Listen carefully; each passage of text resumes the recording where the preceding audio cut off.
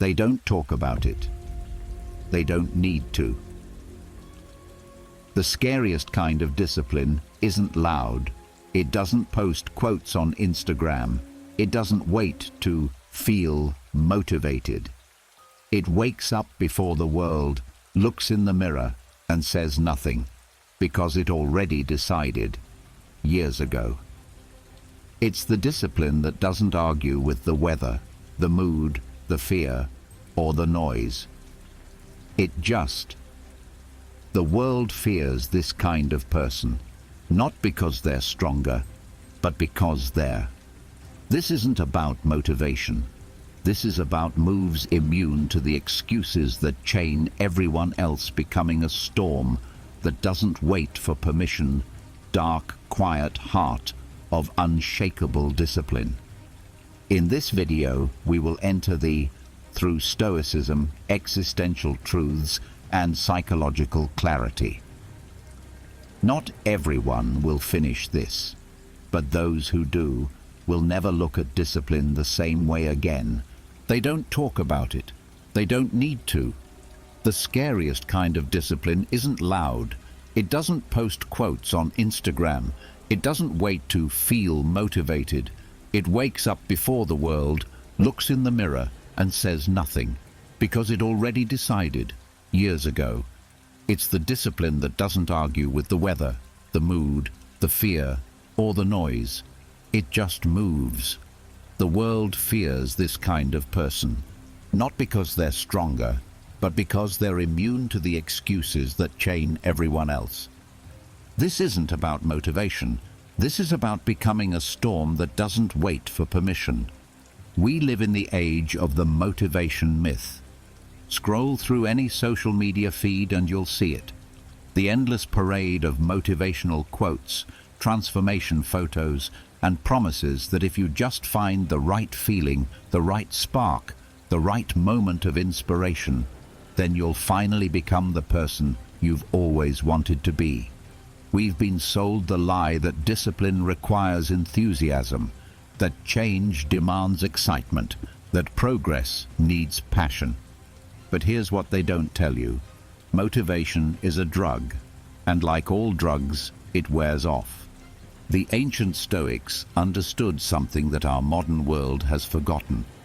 They knew that waiting for the right feeling to take action is like waiting for the weather to be perfect before you leave the house. You'll die inside, surrounded by plans you never executed, dreams you never pursued, and a life you never lived, all because you were waiting for permission from your emotions. Marcus Aurelius, writing in his Meditations while leading an empire and fighting wars, never once mentioned waiting to feel motivated. Instead, he wrote, "You have power over your mind, not outside events." Realize this, and you will find strength. Notice what's missing from that statement. No mention of excitement, no promise of inspiration. Just the cold, hard reality that strength comes from understanding what you control and what you don't. The modern brain, hijacked by dopamine loops and instant gratification, has convinced us that we need to feel good before we can do good. We need to be in the mood to exercise. We need to feel inspired to create. We need to be motivated to change. This is backwards thinking, and it's destroying us. Psychology shows us that the dopamine system, our brain's reward circuitry, is designed to make us seek pleasure and avoid pain. When we wait for motivation, we're essentially waiting for our brain to reward us before we've done anything. We're asking for the prize before we've run the race. This creates what researchers call the motivation trap, the endless cycle of waiting for the right feeling that never comes, or if it does, never lasts. Real discipline operates on a different frequency entirely. It doesn't negotiate with feelings. It doesn't wait for permission from the emotional mind. It simply acts according to predetermined principles, regardless of internal weather patterns. This is what makes it terrifying to observe and even more terrifying to embody. When you watch someone operating from this level of discipline, there's something unsettling about it. They don't seem human in the way we've come to understand human behavior. They don't have bad days where they skip their routines. They don't make excuses based on how they feel. They don't need pep talks or motivational videos or accountability partners. They've transcended the normal human experience of being at the mercy of their moods. The Stoics called this living according to nature, not the nature of trees and animals, but human nature at its highest expression.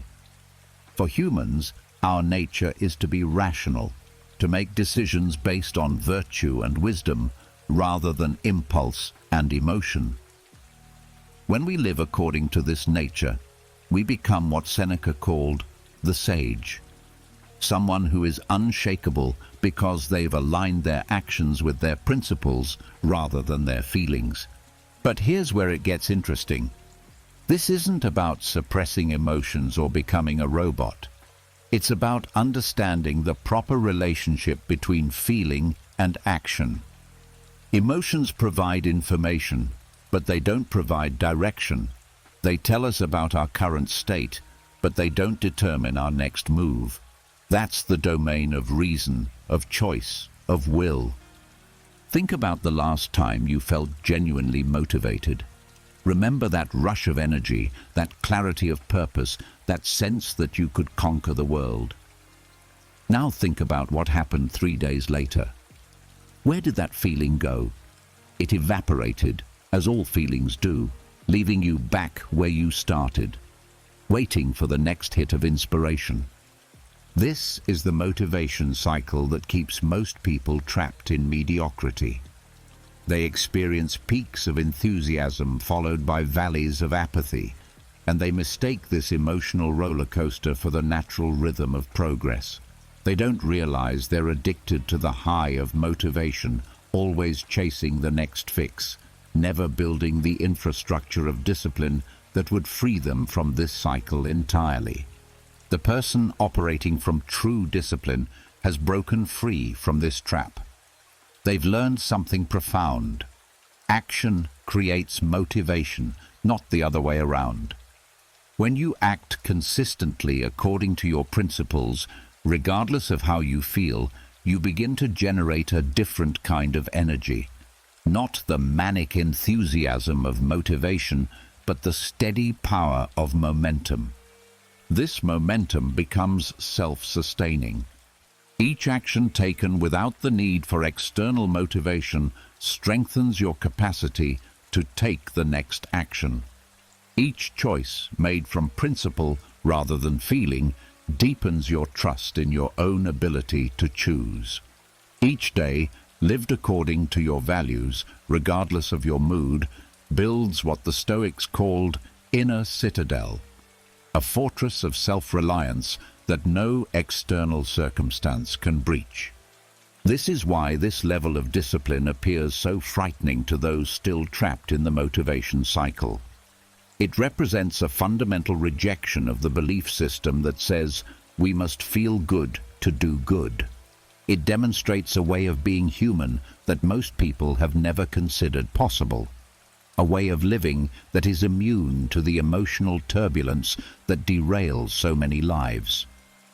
The question that emerges from this understanding is not, how do I get motivated? But rather, how do I build a life that doesn't require motivation? This is the question that leads us into the heart of Stoic discipline, into a way of being that transcends the need for external permission to live according to our deepest values and highest aspirations. There's a particular stillness that settles over someone who has learned to be indifferent to outcomes. Not the indifference of apathy or resignation, but something far more powerful, the indifference of complete focus. They move through chaos with the same steady rhythm they maintain in calm. They receive praise and criticism with the same measured response. They face success and failure with identical composure. This isn't numbness. It's the most sophisticated form of emotional intelligence imaginable. This is what the Stoics called ataraxia, imperturbability, and it's built on one of the most revolutionary concepts in human psychology, the systematic training of your mind to distinguish between what is within your control and what is not, then pouring all your energy into the former while becoming genuinely indifferent to the latter. Most people live their lives backwards. They invest enormous emotional energy in things they cannot control. Other people's opinions, market fluctuations, traffic patterns, weather conditions, political outcomes, while neglecting the things they can control absolutely: their thoughts, their actions, their responses, their character. This backwards investment creates a life of constant anxiety, frustration, and disappointment. The disciplined person has inverted this pattern entirely. They've conducted what might be called an audit of control, a systematic examination of every aspect of their experience to determine which elements fall under their dominion and which do not. What they discover is both liberating and terrifying. They control far less than they thought, but they control far more than they realized. You cannot control whether your business succeeds or fails. You can control whether you show up every day and do the work with excellence. You cannot control whether people like you or respect you. You can control whether you act in ways that are worthy of respect. You cannot control whether you get sick or injured. You can control how you treat your body and how you respond to illness or injury when it comes. You cannot control how long you live. You can control how fully you live while you're here. This distinction creates what we might call the architecture of indifference, a mental framework that systematically redirects all emotional investment away from externals and toward internals. But this redirection requires something most people find almost impossible: the willingness to stop trying to control things that feel like they should be controllable. Consider the entrepreneur who spends sleepless nights worrying about whether their product will succeed in the marketplace. Traditional thinking says this worry demonstrates how much they care about their business. Stoic thinking reveals it as a fundamental misallocation of mental resources. The marketplace is not under their control. Consumer preferences, economic conditions, competitive landscapes, these are external factors that will operate according to their own logic, regardless of how much worry is directed toward them. But the quality of the product, the excellence of the execution, the integrity of the business practices, the wisdom of the strategic decisions, these are within the entrepreneur's control. The disciplined entrepreneur becomes indifferent to market success while becoming obsessed with operational excellence. This isn't a recipe for failure. It's a recipe for the kind of deep focus that dramatically increases the probability of success while eliminating the anxiety that destroys so many businesses from the inside. This principle applies across every domain of human experience. The athlete becomes indifferent to winning while becoming obsessed with perfect preparation. The artist becomes indifferent to recognition while becoming obsessed with the quality of their craft. The parent becomes indifferent to their children's choices while becoming obsessed with the quality of their guidance and example.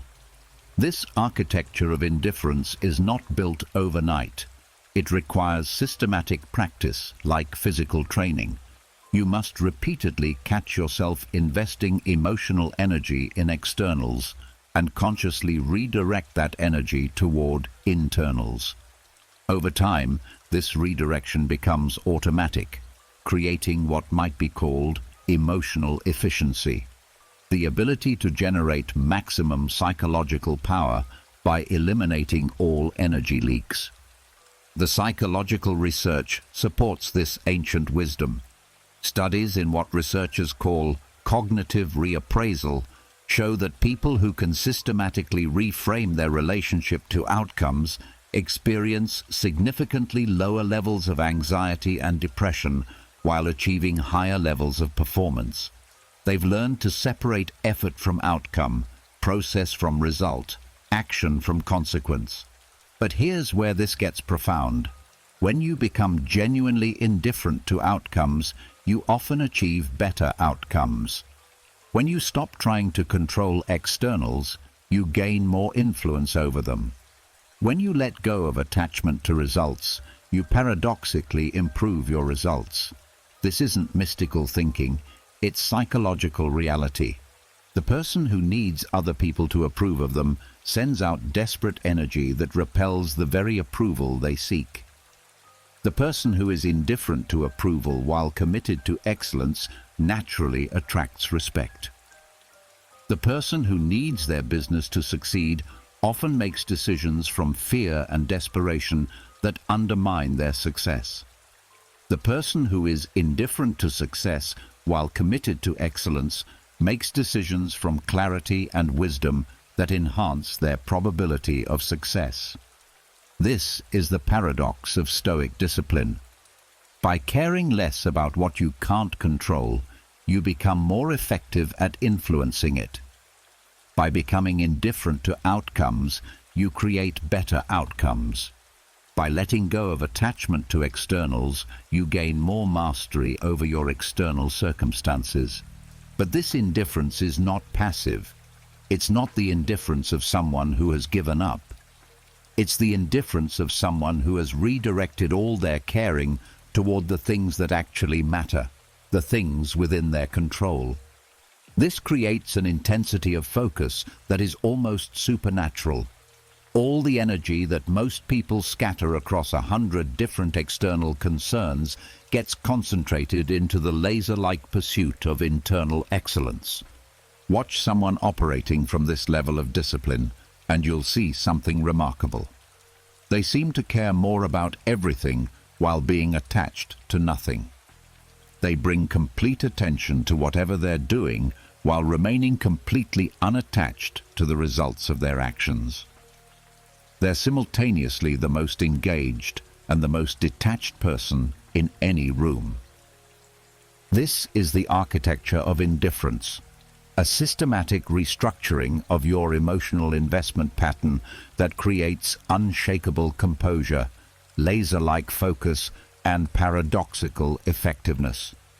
It's not about caring less, it's about caring more precisely, more strategically, more powerfully. The terrifying beauty of this architecture is that once it's built, it becomes self-reinforcing. Each experience of remaining calm in chaos strengthens your capacity for calm. Each moment of staying focused on internals while externals fluctuate deepens your understanding of what's truly under your control. Each day lived from this framework builds what Marcus Aurelius called the fortress of the self, an inner sanctuary that no external circumstance can touch. Every morning you wake up to the same fundamental reality. You will make approximately 35,000 decisions today. Most of them will feel automatic, unconscious, barely registered by your awareness. What to eat, what to wear, which route to take, what to say, how to respond. But hidden within this cascade of choices is a profound truth that most people never recognize.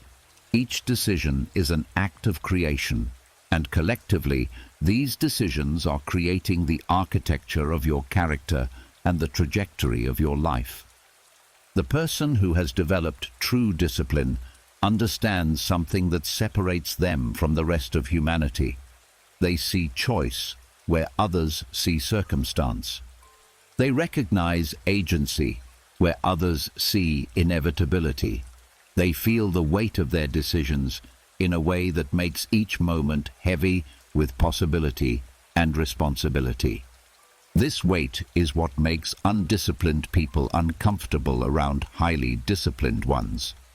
The disciplined person's very presence is a reminder that we are choosing our lives moment by moment, that our circumstances are not happening to us, but are the accumulated result of thousands of small decisions we've made. This is a terrifying realization for someone who has spent years avoiding responsibility for their outcomes. Consider the simple decision of when to wake up. For most people, this feels like a negotiation with fatigue, comfort, and convenience. They hit the snooze button because they feel tired. They sleep in because the bed is warm. They adjust their wake-up time based on how they feel or what they have planned. The decision appears to be made by their circumstances. But the disciplined person sees this differently. They understand that the decision of when to wake up is actually a decision about who they want to be.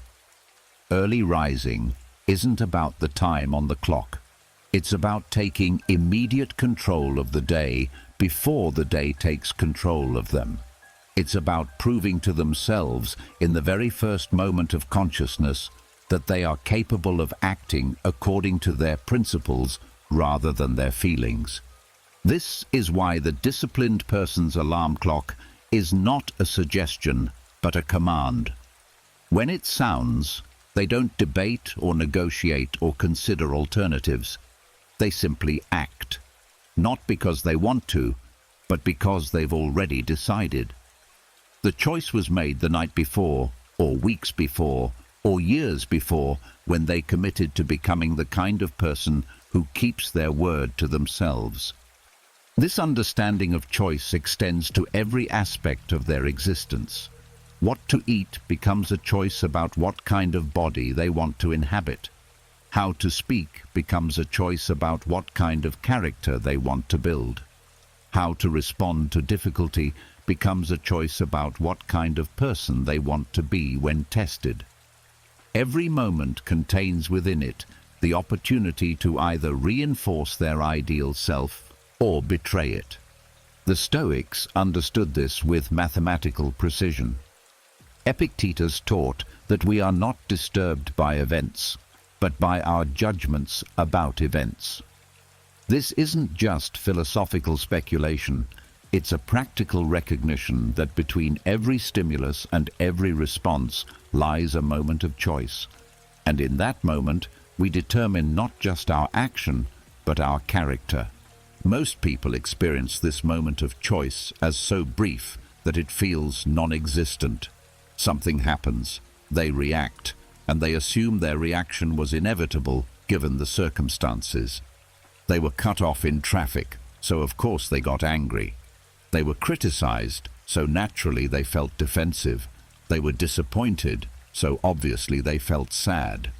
The connection between stimulus and response feels direct and unavoidable. But the disciplined person has learned to expand this moment of choice. Through practice, they've developed what might be called response flexibility, the ability to pause between stimulus and response and consciously choose their reaction. They've discovered that this pause, however brief, contains infinite possibility. In that space, they can choose courage over fear, wisdom over impulse, principle over emotion.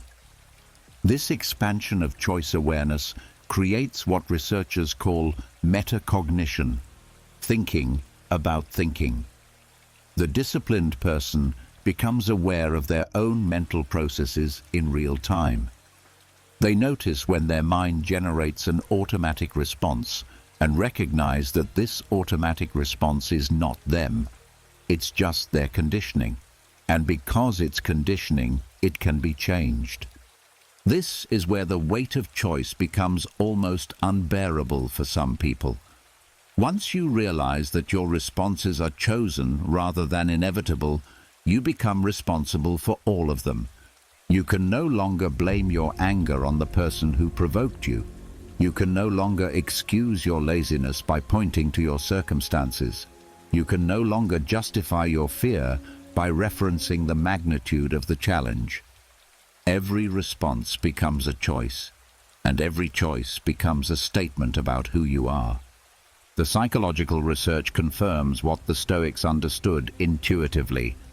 People who develop a strong internal locus of control, the belief that their outcomes are primarily determined by their own actions rather than external circumstances, achieve higher levels of success, satisfaction, and mental health. They've learned to see choice where others see fate. But this gift comes with a price.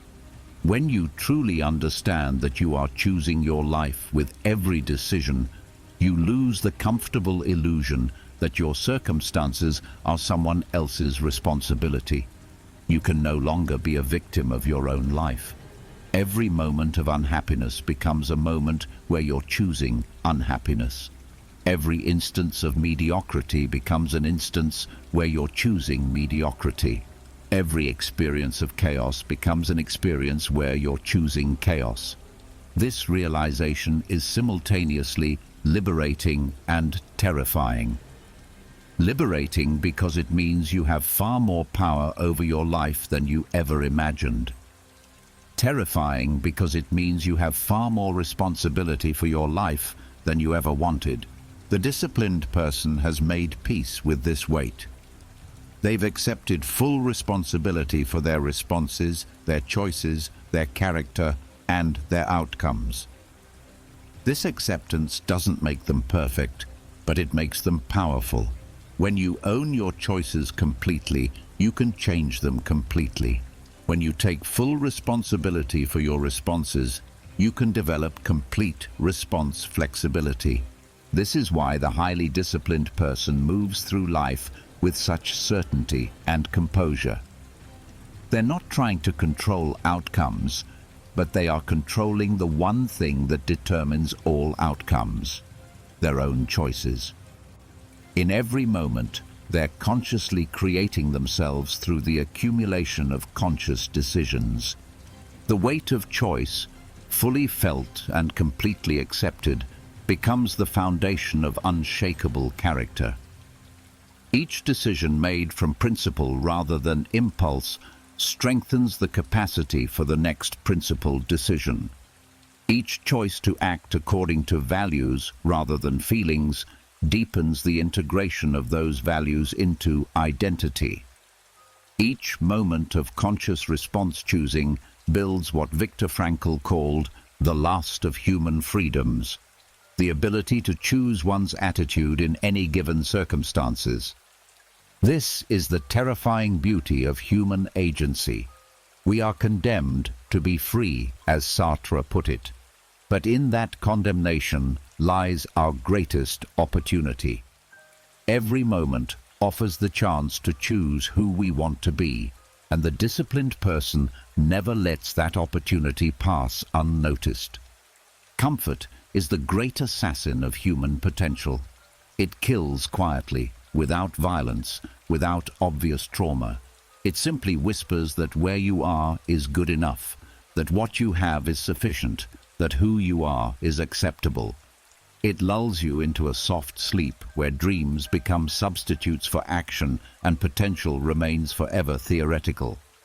The most dangerous thing about comfort is that it doesn't feel dangerous. It feels like success. The person who has developed true discipline has declared war on this assassin, not because they hate pleasure or enjoyment, but because they understand that comfort and growth cannot coexist. They've recognized that every moment spent in the comfort zone is a moment stolen from their future self. They've learned to view comfort not as a reward to be pursued, but as a warning sign to be heeded. This relationship with comfort is perhaps the most alien aspect of the disciplined person's psychology. While others seek the path of least resistance, they seek the path of most growth. While others avoid discomfort, they pursue it strategically. While others see hardship as something to be minimized, they see it as the only reliable catalyst for becoming more than they currently are. The ancient Stoics understood this principle with crystalline clarity. Seneca deliberately practiced poverty, sleeping on floors and eating simple foods, not because he couldn't afford luxury, but because he wanted to prove to himself that he could be happy without it. Marcus Aurelius, despite being the most powerful man in the world, chose to spend years on military campaigns rather than in the comfort of palace life, because he understood that character is forged in difficulty, not comfort. This isn't masochism or self-punishment, it's strategic discomfort. The deliberate choice to place yourself in challenging situations because challenge is the only reliable method for expanding your capacity. When you consistently choose the harder path, you develop what researchers call stress inoculation. Your ability to handle difficulty increases because you've trained yourself to operate effectively under adverse conditions. Consider the simple act of taking a cold shower. On the surface, this appears to be pointless suffering. Why would anyone choose discomfort when comfort is readily available? But the disciplined person sees something different. They see an opportunity to practice choosing principles over preferences. They see a chance to strengthen their resistance to the tyranny of immediate feeling. They see a moment to prove to themselves that they can do what they've decided to do, regardless of what they want to do. The cold water becomes a laboratory for developing willpower. Every second spent under that stream is a second spent practicing the fundamental skill of all discipline, the ability to act according to decision rather than desire. The discomfort is not the point. The choice to remain despite the discomfort is the point. This principle scales to every area of life. The entrepreneur who chooses to reinvest profits rather than spend them on luxury is practicing the same fundamental skill. The artist who chooses to create daily rather than only when inspired is practicing the same fundamental skill. The athlete who chooses to train when tired rather than rest is practicing the same fundamental skill. The skill being practiced is what psychologists call distress tolerance, the ability to experience difficult emotions or sensations without immediately acting to eliminate them. Most people have very low distress tolerance. The moment they feel uncomfortable, they immediately seek relief. They eat when they're bored, shop when they're sad, distract themselves when they're anxious, quit when they're frustrated. The disciplined person has developed extremely high distress tolerance. They can experience discomfort without needing to escape it. They can feel afraid without letting fear determine their actions. They can be tired without letting fatigue dictate their choices. They can be discouraged without letting discouragement derail their commitments. This capacity for sitting with discomfort creates extraordinary freedom. When you're not at the mercy of your immediate feelings, you can make decisions based on your long-term values. When you're not constantly seeking relief from difficulty, you can stay in difficult situations long enough to transform them. When you're not running from challenge, you can use challenge as a tool for growth. But here's where this gets psychologically sophisticated. The disciplined person doesn't just tolerate discomfort. They've learned to find a different kind of satisfaction within it. They've discovered what researchers call eudaimonic well-being, satisfaction that comes not from pleasure, but from meaning, growth, and the exercise of virtue. There's a profound pleasure in proving to yourself that you can do hard things. There's deep satisfaction in watching yourself perform when you don't want to perform. There's genuine joy in discovering that you're stronger than you thought, more capable than you believed, more resilient than you imagined. This is why the highly disciplined person often appears almost addicted to challenge. They're not addicted to suffering, they're addicted to growth. They've learned that the discomfort of challenge is temporary, but the strength gained from overcoming challenge is permanent. They've discovered that avoiding discomfort guarantees long-term misery, while embracing discomfort creates long-term strength. The death of comfort is not the elimination of all pleasure from life. It's the strategic rejection of pleasure that weakens in favor of pleasure that strengthens. It's choosing the temporary discomfort that builds capacity over the temporary comfort that destroys it. It's understanding that real comfort, the deep security that comes from knowing you can handle whatever life brings, can only be achieved by regularly putting yourself in situations where comfort is not available. This creates what might be called anti-fragility, a term coined by Nassim Taleb to describe systems that get stronger under stress. Most people are fragile. They break when faced with difficulty. Some people are resilient. They can withstand difficulty without breaking. But the disciplined person becomes anti-fragile. They actually become stronger when challenged. This transformation from comfort-seeking to challenge-seeking represents a fundamental shift in identity. The person who needs comfort to function is perpetually vulnerable to any circumstance that threatens their comfort.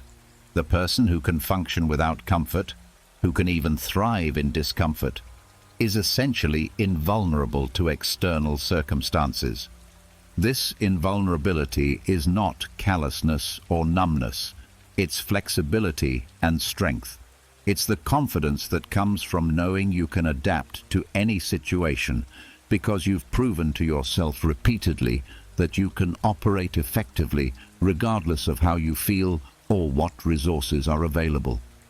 The death of comfort is really the birth of true confidence, not the superficial confidence that depends on favorable circumstances, but the deep confidence that comes from knowing you can create favorable outcomes regardless of circumstances. This is the confidence that terrifies others, not because it's arrogant, but because it's unshakable. Deep within every moment of difficulty lies a hidden gift, the raw material for transformation. But this gift is invisible to those who view resistance as an enemy to be defeated rather than energy to be alchemized. The disciplined person has learned the most counterintuitive truth of human development. Resistance is not the opposite of progress. It is progress in disguise. Every obstacle contains within it the precise force needed to develop the capacity that the obstacle appears to block. This is the alchemy of resistance, the systematic transformation of apparent barriers into actual breakthroughs. When most people encounter resistance, they interpret it as evidence that they're moving in the wrong direction. The business faces unexpected challenges, so they question their strategy. The workout becomes difficult, so they question their fitness goals. The creative project hits roadblocks, so they question their artistic vision. They've been conditioned to believe that the right path should feel easy, that true calling should flow without friction, that authentic purpose should unfold without opposition. This conditioning is not just wrong, it's precisely backwards. Resistance is not a bug in the system of growth. It's a feature. It's not a sign that you're off track. It's confirmation that you're exactly where growth occurs. The universe doesn't resist you to punish you. It resists you to strengthen you. The Stoics understood this principle with profound clarity. Marcus Aurelius wrote, "The impediment to action advances action. What stands in the way becomes the way." This wasn't philosophical poetry, it was practical psychology. He had discovered that obstacles don't just reveal character, they create character. Difficulty doesn't just test strength, it builds strength. Resistance doesn't just challenge capacity, it expands capacity. Consider the phenomenon of physical training. When you lift weights, you're not trying to move the weight for its own sake. You're using the weight's resistance to create the precise stress that forces your muscles to adapt and grow stronger.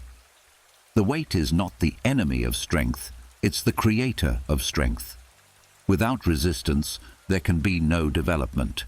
This same principle operates in every domain of human development. Intellectual resistance, difficult problems, complex concepts, challenging ideas, creates cognitive strength. Emotional resistance, difficult feelings, painful experiences, challenging relationships, creates emotional resilience. Spiritual resistance, doubt, meaninglessness, existential anxiety, creates spiritual depth. The disciplined person has learned to see resistance as information rather than obstruction. When they encounter difficulty, they don't ask, "How do I get rid of this?" Instead, they ask, "What is this trying to teach me?" They don't seek to eliminate the challenge, they seek to extract its value. They don't try to go around the obstacle, they go through it, knowing that the act of going through it will change them in ways that going around it never could. This shift in perspective transforms the entire experience of difficulty. Instead of feeling victimized by resistance, they feel curious about it. Instead of being weakened by challenge, they're strengthened by it. Instead of seeing problems as proof that something is wrong, they see problems as proof that something is growing. The psychological research supports this ancient wisdom. Studies in what researchers call post-traumatic growth show that people who learn to find meaning in difficulty often emerge from challenging experiences stronger, wiser, and more capable than they were before the challenge occurred. They've learned to use resistance as a catalyst for development rather than experiencing it as a barrier to progress. But this alchemy requires a specific kind of awareness. You must learn to recognize resistance as it's occurring and consciously choose to engage with it rather than avoid it. This is not about seeking unnecessary hardship or creating artificial challenges. It's about recognizing that the resistance you're already encountering contains exactly what you need to become who you're meant to become. When your business faces financial pressure, that pressure is forcing you to become more creative, more efficient, more strategic. When your relationship encounters conflict, that conflict is revealing patterns that need to be healed and skills that need to be developed. When your creative work hits a plateau, that plateau is preparing you for the next level of expression.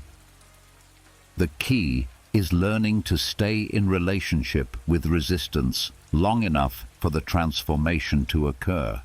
Most people feel resistance and immediately seek relief.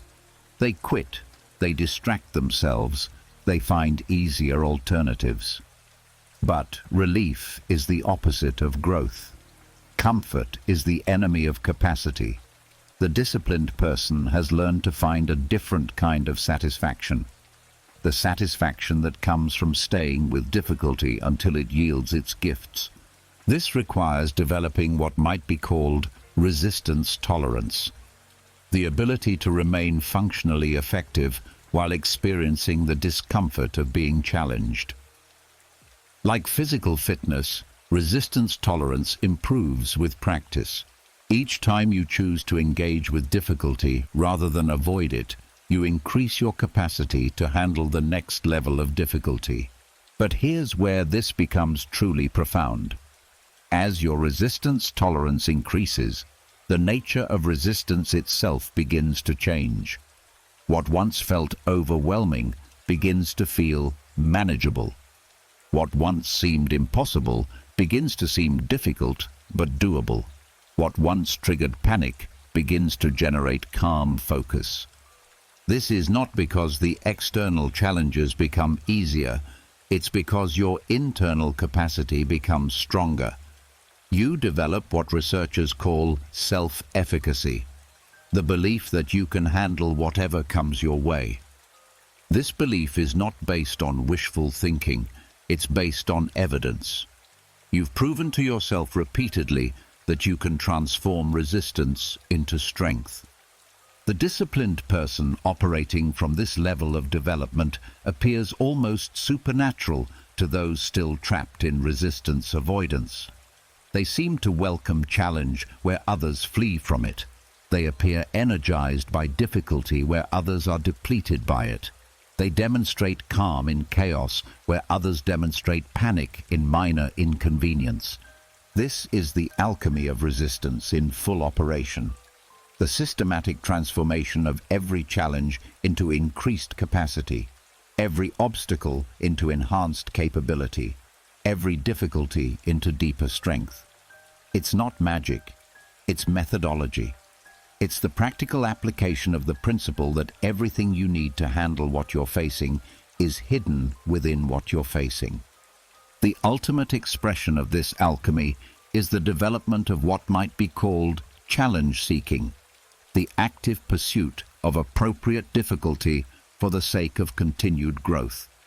The disciplined person begins to view life not as something to be survived, but as something to be used for continuous development.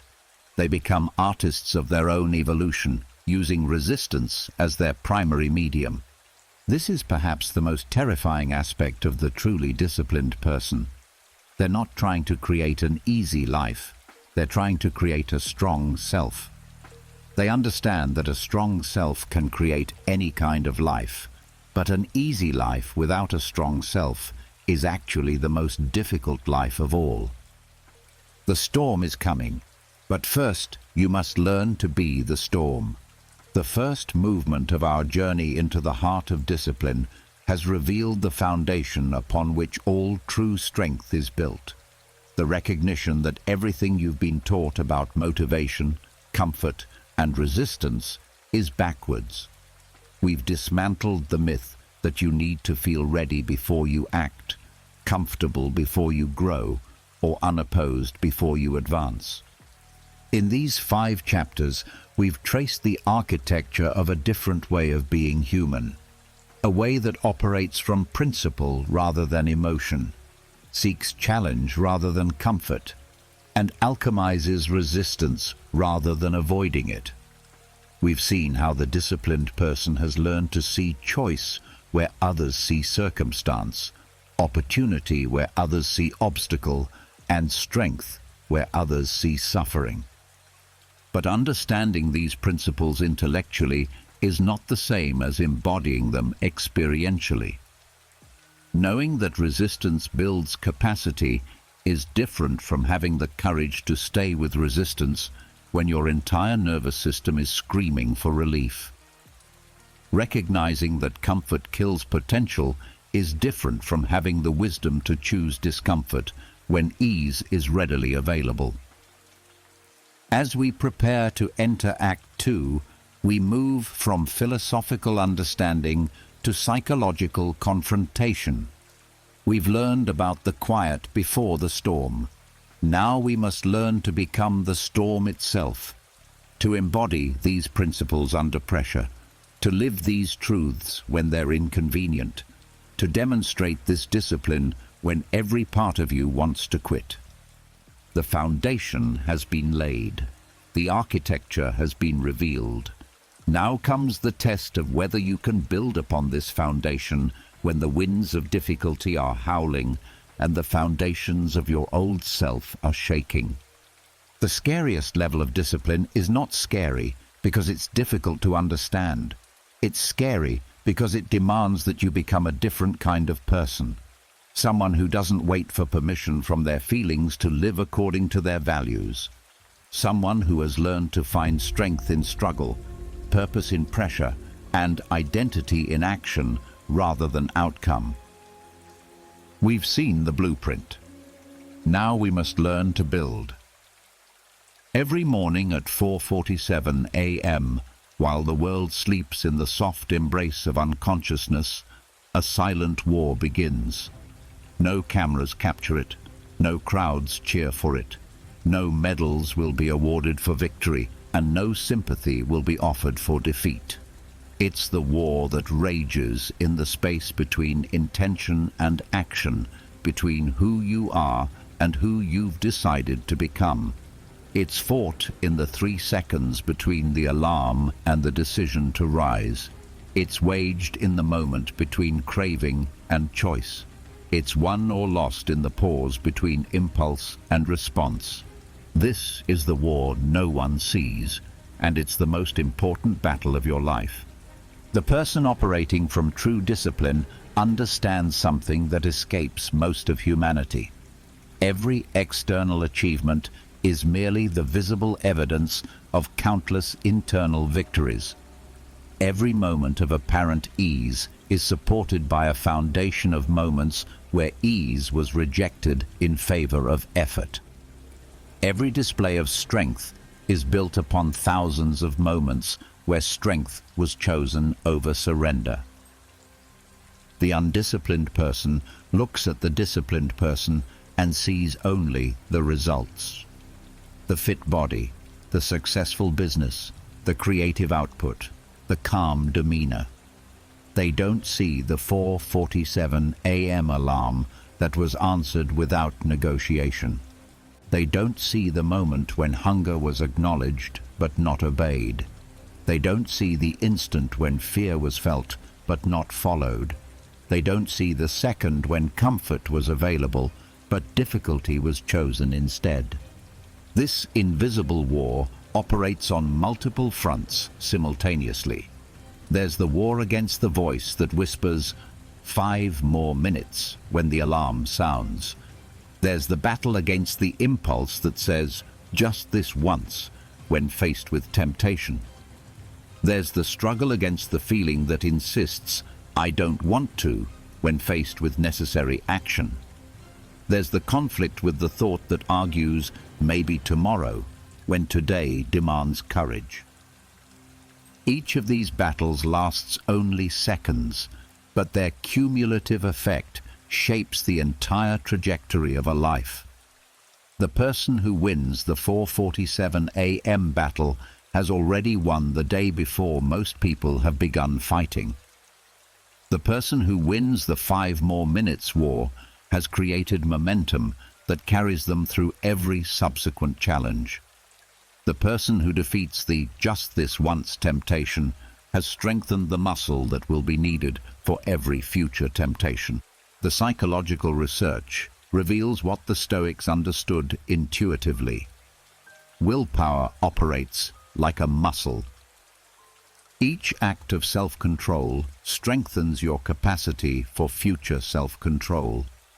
Each victory in the internal war increases your likelihood of victory in the next internal battle.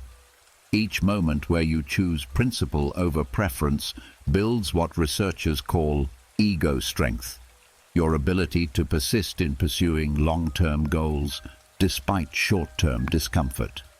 But here's where this gets psychologically sophisticated. The war is not between you and your impulses.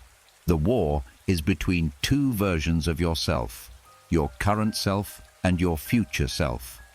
Your current self wants immediate gratification, minimal effort, maximum comfort. Your future self needs delayed gratification, sustained effort, strategic discomfort. The disciplined person has learned to represent their future self in every present moment decision. This representation requires what psychologists call temporal perspective, the ability to feel the reality of future consequences as if they were present circumstances. When the alarm sounds at 4:47 a.m., the undisciplined person feels only the immediate discomfort of leaving the warm bed. The disciplined person feels both the immediate discomfort and the future satisfaction of starting the day with a victory. They can sense how they'll feel at 10 a.m. if they get up now versus how they'll feel if they sleep until 7 a.m. This temporal bridging transforms the nature of the war entirely. It's no longer a battle between present comfort and arbitrary rules. It becomes a choice between 2 different futures, 2 different identities, 2 different lives. The person lying in bed at 4:47 a.m. is not just choosing between sleeping and waking. They're choosing between the person who keeps their word to themselves and the person who breaks it. They're choosing between the person who controls their day and the person whose day controls them. The war intensifies at the points of greatest resistance. When you're exhausted but committed to exercise, the war rages. When you're stressed but committed to healthy eating, the battle intensifies. When you're discouraged but committed to creative work, the conflict peaks. These moments of maximum resistance are where character is forged and identity is crystallized. Most people experience these moments as suffering and seek to minimize them. The disciplined person experiences these moments as opportunity and seeks to maximize them. They understand that the intensity of the war corresponds directly to the magnitude of the transformation available. The harder the battle, the greater the victory. The stronger the resistance, the more powerful the growth. This understanding creates what might be called war addiction. Not an addiction to conflict, but an addiction to the strength that comes from winning internal conflicts. The disciplined person begins to crave the moments of maximum choice because they've learned that these moments contain maximum power. They become energized by the opportunity to prove to themselves that they can choose their values over their feelings. The war operates on a timeline that most people never recognize. Each battle lasts only seconds, but the effects last for years. The choice to exercise when you don't want to affects not just that day's fitness, but that decade's health. The decision to create when you don't feel inspired influences not just that project, but that lifetime's creative output. The selection of discipline over comfort in any moment ripples forward through time, creating consequences that compound exponentially. This is why the war is so crucial and so hidden. It doesn't announce itself with drama or fanfare. It arrives quietly in ordinary moments, disguised as minor choices. The alarm clock doesn't seem like a battlefield.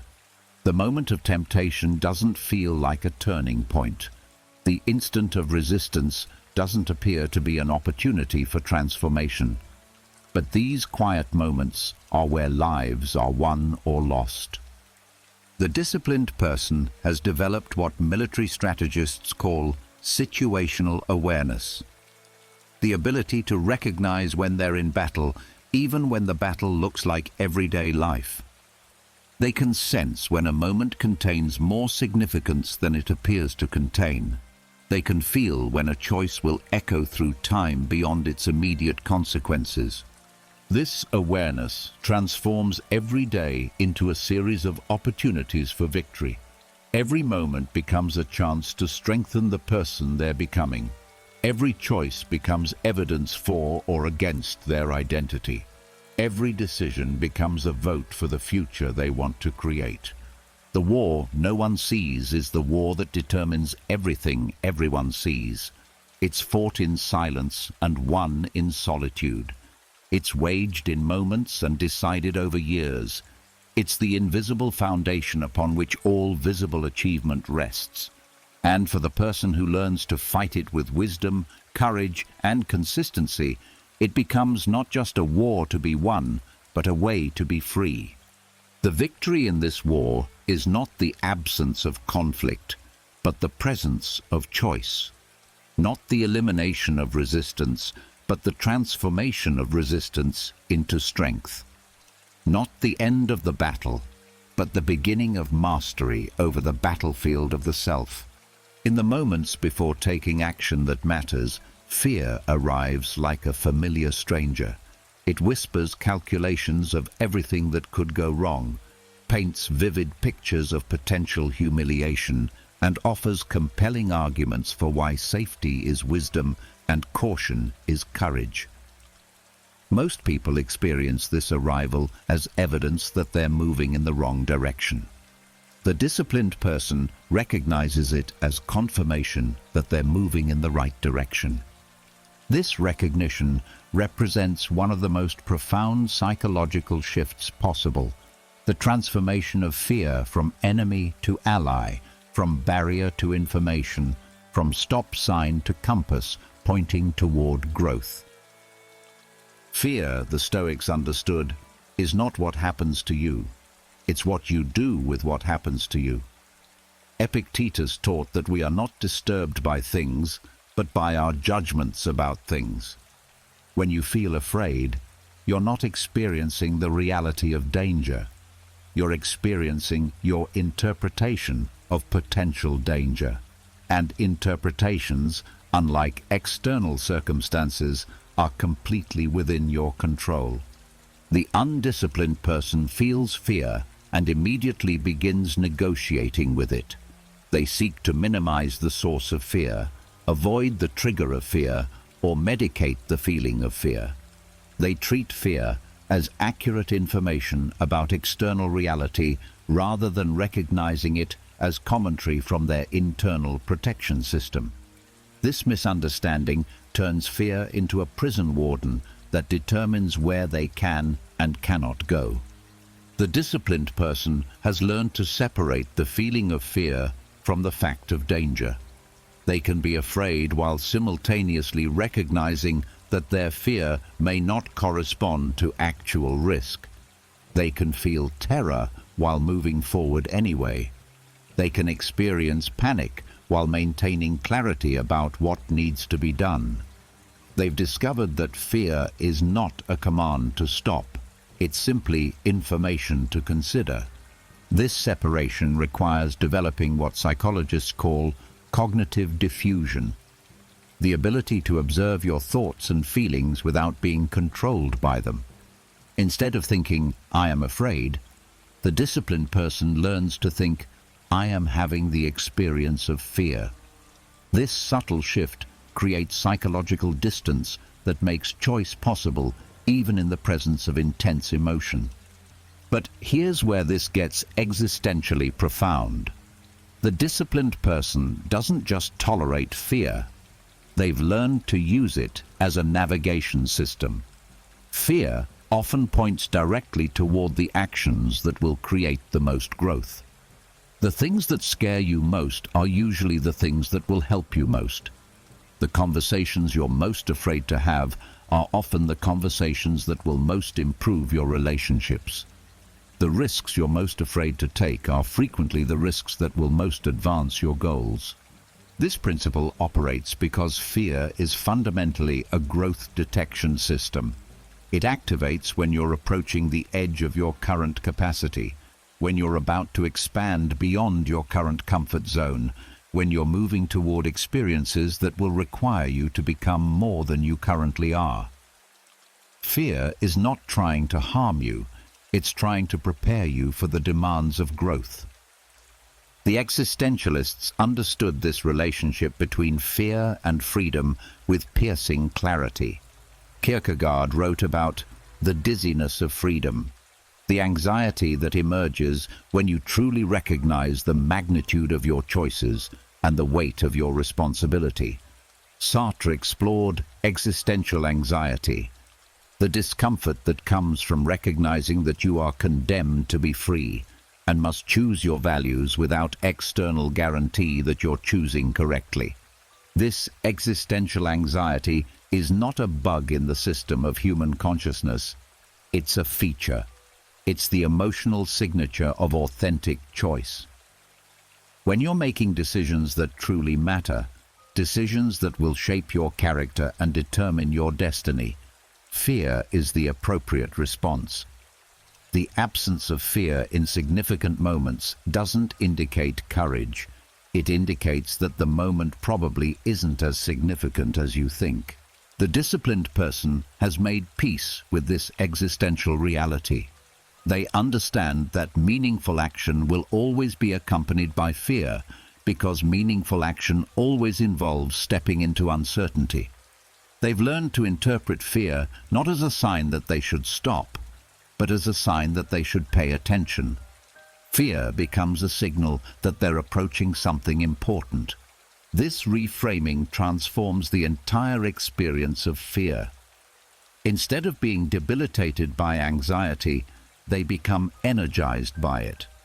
Instead of interpreting fear as weakness, they recognize it as aliveness. Instead of seeing fear as an obstacle to overcome, they see it as energy to harness. Fear becomes fuel rather than friction.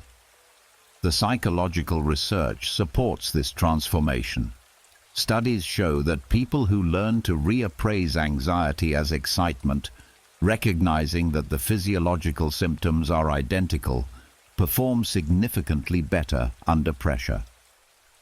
The body's arousal state doesn't change, but the interpretation of that arousal state completely transforms its effects on performance.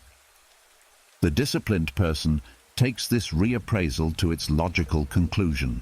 They learn to love their fear because they've learned to love their growth. They become excited by anxiety because they've become excited by expansion.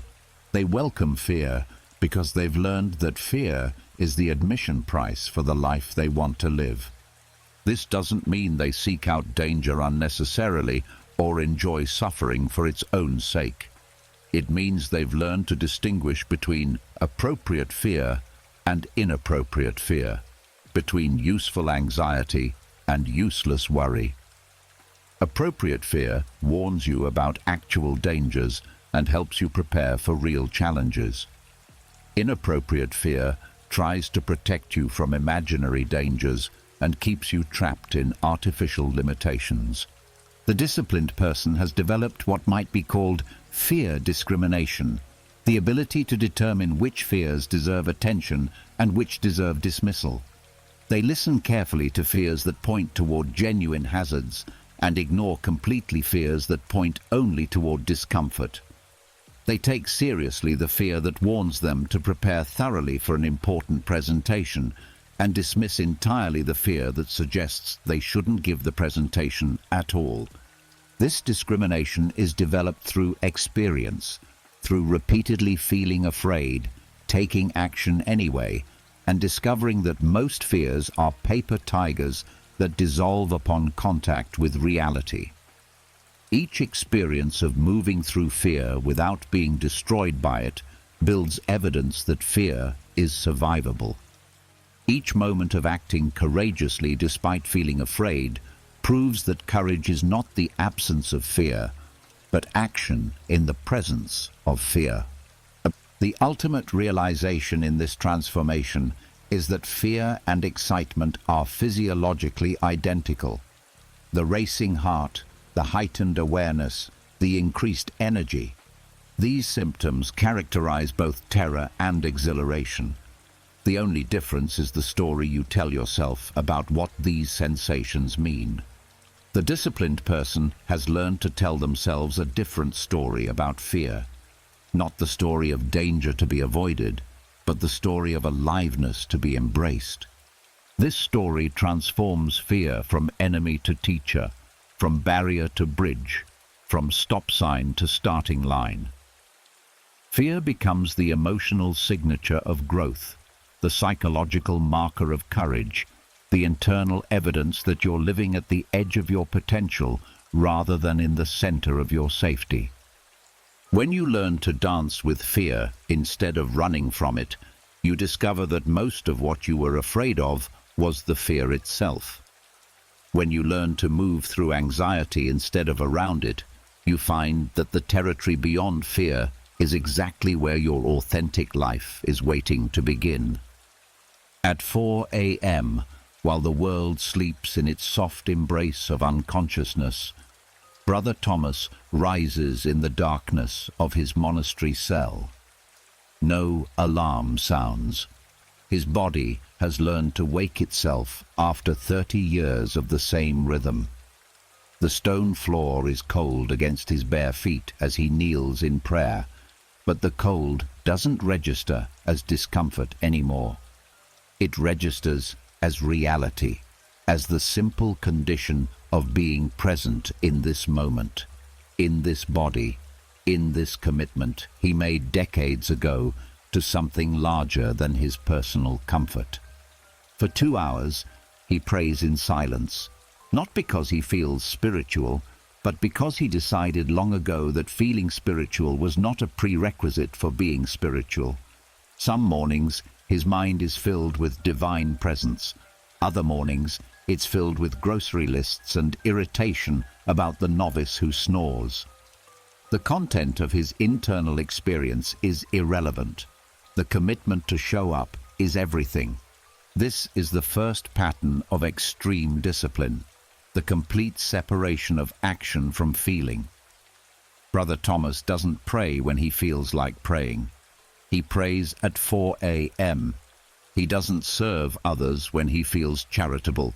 He serves according to the schedule his community has established. He doesn't practice humility when he feels humble. He practices humility especially when he feels prideful. 3,000 miles away, at the same moment Brother Thomas begins his prayers, Staff Sergeant Maria Santos completes her 5th mile of her daily 10-mile run. She began running in darkness, and she'll finish in darkness. No one will congratulate her. No one will even know she ran unless she tells them, which she won't, because the running isn't for recognition. It's for readiness. In 3 weeks, she'll deploy to a place where her physical capacity might determine whether her squad returns home intact. The run isn't just exercise, it's a promise to the people who depend on her that she'll be ready for whatever they face together. Every step is a vote for the version of herself that her teammates need her to be. The second pattern emerges: discipline as service to something beyond the self. Sergeant Santos doesn't run for her own fitness goals or personal achievement. She runs because 19 other people are counting on her to be strong enough, fast enough, resilient enough to help them survive whatever comes. Her discipline is not self-improvement. It's duty embodied in daily action. In a cluttered studio apartment in Brooklyn, while Brother Thomas prays and Sergeant Santos runs, Maya Chen sits before a blank canvas with a cup of cold coffee and a heart full of doubt. She has been painting for 12 years, selling exactly 7 pieces, receiving more rejections than she can count. This morning, like every morning for the past 4,380 days, she will paint for 4 hours before going to her day job at the accounting firm. She doesn't paint because she feels inspired. Inspiration, she learned long ago, is a luxury she can't afford to depend on. She paints because painting is what painters do, and she decided 12 years ago that she is a painter. The decision was made once. The action is repeated daily. The external validation may never come, but the internal validation is generated fresh each morning by the simple act of showing up to do the work. The third pattern crystallizes: discipline as identity expressed through action. Maya doesn't paint to become a painter. She paints because she is a painter. The doing doesn't create the being. The being expresses itself through the doing. Her identity doesn't depend on outcome. It depends on process. These 3 figures, the monk, the soldier, the artist, represent different domains of human endeavor, but they share identical psychological architecture. They've all learned to act independent of emotional state. They've all subordinated personal preference to larger purpose. They've all discovered that identity is not what you think about yourself, but what you repeatedly do. Brother Thomas will tell you that most mornings he doesn't want to wake up at 4 a.m. Sergeant Santos will tell you that most days she doesn't want to run 10 miles. Maya will tell you that most mornings the blank canvas feels more like a judgment than an invitation. But want and do have been divorced in their psychology. Want provides input. Decision provides direction.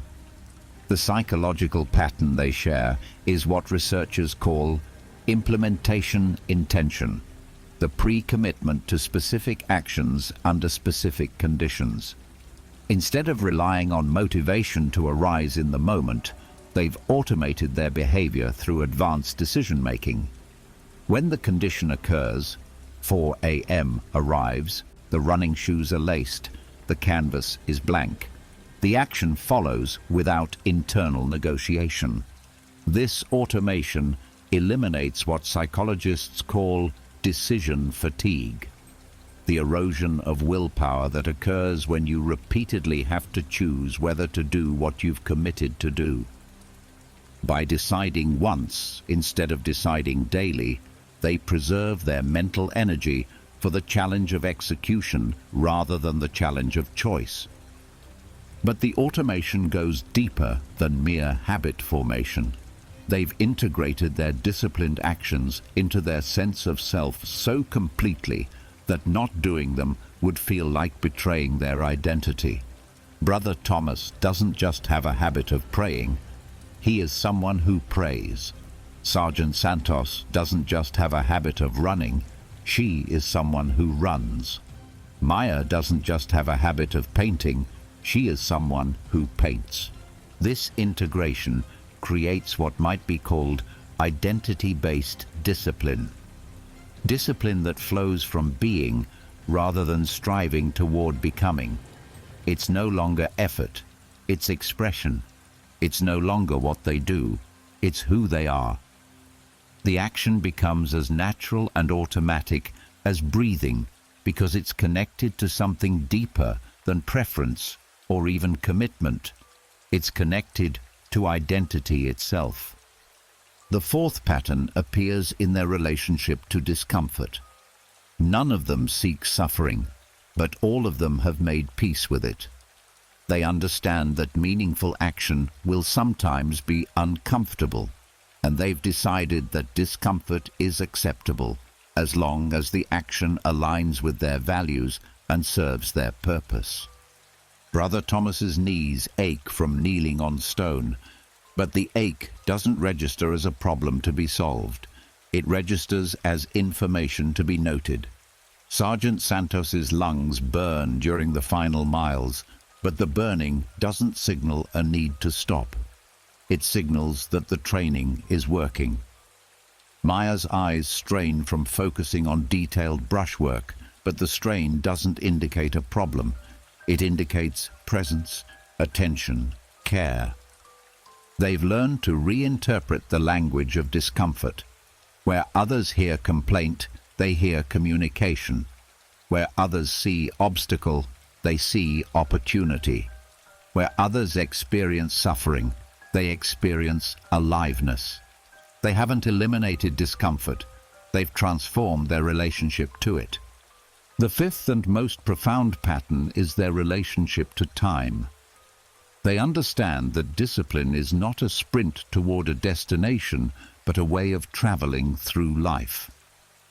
Brother Thomas will wake at 4 a.m. for the rest of his life, not because he's trying to achieve some future state of enlightenment, but because 4 a.m. prayer is how he expresses his devotion today. Sergeant Santos will run 10 miles for as long as she serves, not because she's training for a specific event, but because daily readiness is how she honors her commitment to her team. Maya will paint every morning for as long as she lives, not because she's trying to become famous, but because daily creation is how she honors her identity as an artist. They've discovered what researchers call process orientation, the ability to find satisfaction in the daily practice rather than needing satisfaction from future outcomes. Their discipline is not deferred gratification, it's immediate expression of who they've chosen to be. This process orientation creates sustainability that outcome-oriented discipline lacks. When your satisfaction comes from doing rather than achieving, you can continue indefinitely because the reward is built into the activity itself. When your identity is expressed through action rather than validated through results, you can persist through any external circumstance because your sense of self is internally generated. Brother Thomas, Sergeant Santos, and Maya Chen live in different worlds, serve different purposes, and pursue different goals. But they share the same secret. They've learned to find freedom through constraint, strength through service, and identity through action. They've discovered that the ultimate expression of human potential is not the achievement of extraordinary outcomes, but the extraordinary consistency of ordinary practices aligned with chosen values. They are living proof that discipline is not limitation, but liberation, not the sacrifice of who you are for who you might become, but the daily expression of who you've decided to be. Here's what they don't tell you about the path to mastery. It's boring, mind-numbingly, soul-crushingly, spectacularly boring. Not boring in moments, boring for years. Not boring occasionally, boring systematically. The same movements repeated thousands of times. The same scales practiced until your fingers move without conscious thought. The same route run until you could navigate it in your sleep. The same routine followed until it becomes as automatic as breathing and about as exciting. This is the truth that destroys more dreams than failure ever could. Failure is dramatic. Failure gets attention. Failure creates stories worth telling. But boredom? Boredom is silent. Boredom is invisible. Boredom kills quietly, one uninspiring day at a time, until the person who once burned with ambition finds themselves unable to remember why they ever thought this path was worth pursuing. The undisciplined person enters any endeavor expecting variety, novelty, constant stimulation. They imagine that the journey toward excellence will be filled with breakthrough moments, inspiring challenges, and continuous evidence of progress. They think mastery looks like a highlight reel of dramatic improvements and exciting discoveries. They're not prepared for the reality. Mastery looks like showing up to do the same thing, at the same level of intensity, for years on end, often without any visible evidence that anything is happening at all. This expectation of constant stimulation is the product of a culture addicted to novelty. We've been conditioned by social media dopamine hits, Netflix algorithms, and instant gratification to expect that meaningful activities should feel engaging moment by moment.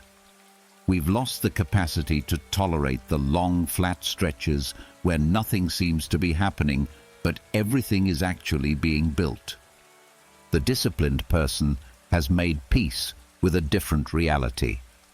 They understand that progress in any meaningful endeavor follows what researchers call the plateau effect. Long periods of apparent stagnation punctuated by occasional breakthrough moments. Most improvement happens invisibly, below the threshold of conscious awareness, as the brain slowly rewires itself and the body gradually adapts to new demands. This understanding transforms their relationship to monotony entirely.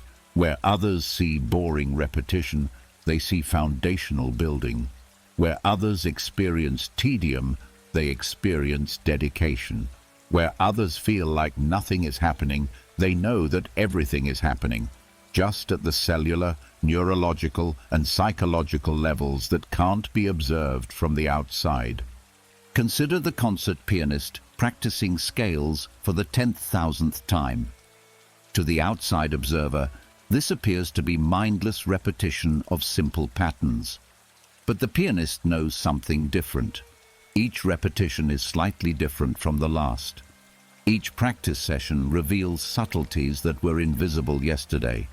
Each scale becomes an opportunity to explore micro variations in timing, dynamics, and expression that only become available after thousands of previous repetitions have automated the basic mechanics.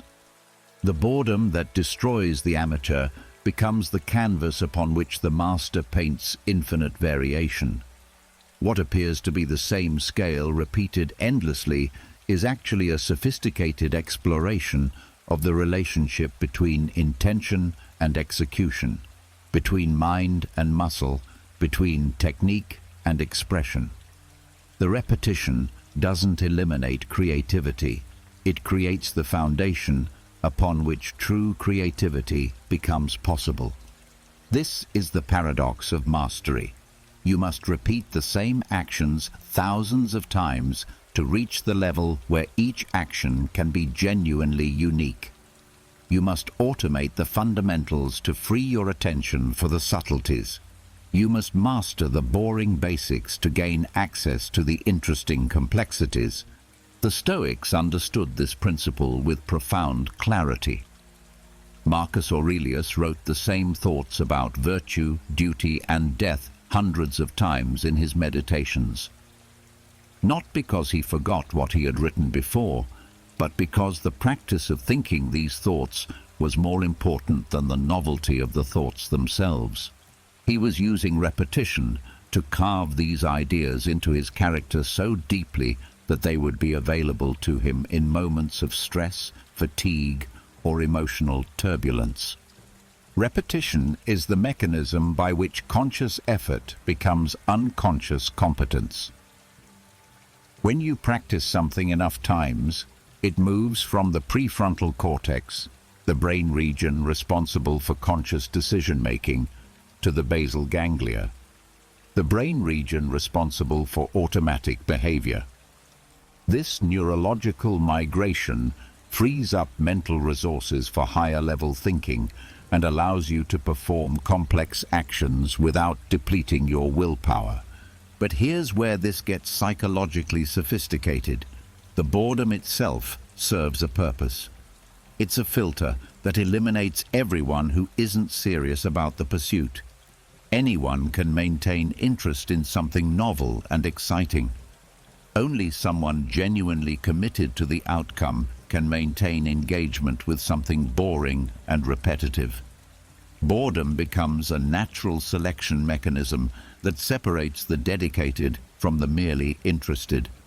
The person who can find satisfaction in boring repetition has developed what might be called process addiction. They've learned to extract meaning and satisfaction from the daily practice, rather than needing excitement from constant novelty. They've discovered that the real reward of discipline is not the achievement of goals, but the development of the capacity to pursue goals consistently, regardless of how they feel about the pursuit. This process addiction creates sustainability that excitement-based motivation lacks. Excitement is temporary. Boredom is permanent. If you can only continue when you're excited, you'll stop as soon as the excitement fades. If you can continue when you're bored, you can continue indefinitely. The research in expertise development supports this understanding. Studies of world-class performers across every domain, music, sports, business, science, reveal the same pattern. Thousands of hours of what researchers call deliberate practice. Focused, repetitive work on specific skills that are just beyond current ability level. This practice is almost never described as fun or exciting by the practitioners.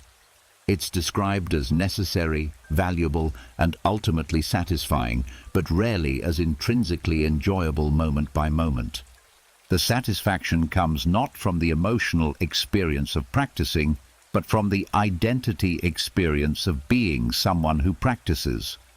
The pianist doesn't practice scales because scale practice feels good. They practice scales because they are a pianist, and practicing scales is what pianists do. The satisfaction is identity-based rather than activity-based. This shift from activity-based to identity-based satisfaction changes everything. When your satisfaction comes from being the kind of person who does difficult things consistently, You can find satisfaction in any difficult thing you do consistently. When your reward is the strengthening of your discipline muscle rather than the pleasure of the specific activity, any activity becomes rewarding as long as it requires discipline. The crushing boredom of greatness becomes the crushing obviousness of greatness. Of course, the master pianist practices scales every day. They're a pianist. Of course, the Olympic athlete runs the same training routine. They're an athlete. Of course, the successful entrepreneur follows the same business systems. They're an entrepreneur. The boredom doesn't feel boring anymore because it's not an activity they're enduring. It's an identity they're expressing. This transformation reveals the final truth about boredom and mastery. The boredom is not incidental to greatness. It's essential to greatness. The capacity to find meaning in repetition, satisfaction in consistency, and purpose in monotony is not just a requirement for achieving excellence. It's a form of excellence itself. The person who has learned to embrace the crushing boredom of greatness has learned something profound about the nature of human satisfaction. They've discovered that the deepest fulfillment comes not from constant stimulation, but from consistent contribution, not from endless novelty, but from endless dedication, not from being entertained, but from being engaged in something larger than their need for entertainment. They've learned to find excitement in commitment itself. There comes a moment in every transformative journey where action stops being something you do and becomes something you are. It's not marked by fanfare or celebration. It doesn't announce itself with drama or ceremony. It happens quietly, almost invisibly, in the space between one decision and the next. One day you realize you're no longer someone who exercises. You're someone who is athletic. You're no longer someone who writes. You're someone who is a writer. You're no longer someone who practices discipline. You're someone who is disciplined. This is the furnace of identity, where the heat of consistent action melts down the old self and forges something entirely new. The transformation begins with behavior, but culminates in being. You start by doing what disciplined people do, and you end by becoming what disciplined people are. The external actions remain the same, but the internal experience changes completely. What once required effort now requires only expression. What once demanded willpower now demands only authenticity. What once felt like becoming now feels like being. This shift represents one of the most profound psychological transformations possible: the integration of conscious choice into unconscious identity. When this integration is complete, discipline stops being a practice and becomes a nature. It's no longer something you impose upon yourself. It's something that expresses itself through you. The process is invisible to casual observation, but seismic in its psychological effects. Friends and family often don't notice the transformation because the actions look the same. You're still waking up early, still exercising regularly, still doing the same practices you've done for months or years. But everything has changed because the source of the action has moved from external decision to internal identity. The early stages of discipline feel like swimming upstream against your natural inclinations. Every choice to act according to principle rather than preference feels like a small victory over your real self, the self that wants comfort, ease, immediate gratification. You experience yourself as someone who naturally wants one thing, but consciously chooses another. The discipline feels imposed, artificial, maintained through constant vigilance. But somewhere in the accumulated weight of thousands of small choices, something shifts. The actions you've been taking begin to feel not like constraints you've placed upon yourself, but like expressions of who you actually are. The early morning workout stops feeling like a discipline you've imposed and starts feeling like a need your body has. The daily writing practice stops feeling like a habit you've developed and starts feeling like a voice that wants to be heard. This is the moment when the furnace completes its work, when the heat of consistent action has transformed the raw material of intention into the refined substance of identity. The psychology behind this transformation involves what researchers call self-schema, the cognitive framework through which you understand who you are. Your self-schema acts as a filter that determines what feels natural and authentic versus what feels forced and artificial. When your actions align with your self-schema, they feel effortless. When they conflict with your self-schema, they require willpower. Initially, disciplined actions conflict with the self-schema of most people. If you see yourself as someone who is naturally lazy, then exercising will always feel like acting against your nature. If you identify as someone who lacks willpower, then making difficult choices will always feel like pretending to be someone you're not. The action happens despite identity rather than because of it. But when you consistently act in ways that contradict your self-schema, something remarkable happens. Your self-schema begins to change to accommodate your actions. The brain has a powerful drive for cognitive consistency, and it resolves the contradiction between "I am lazy" and "I exercise every day" by gradually updating the self-concept to match the behavior. This process is accelerated by what psychologists call self-perception theory, the tendency to infer our attitudes and identities from our actions. When you consistently act like a disciplined person, you begin to see yourself as a disciplined person.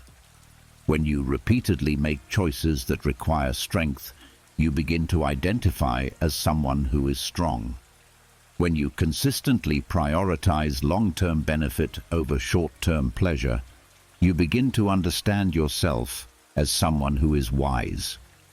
The transformation is not just cognitive, it's neurological.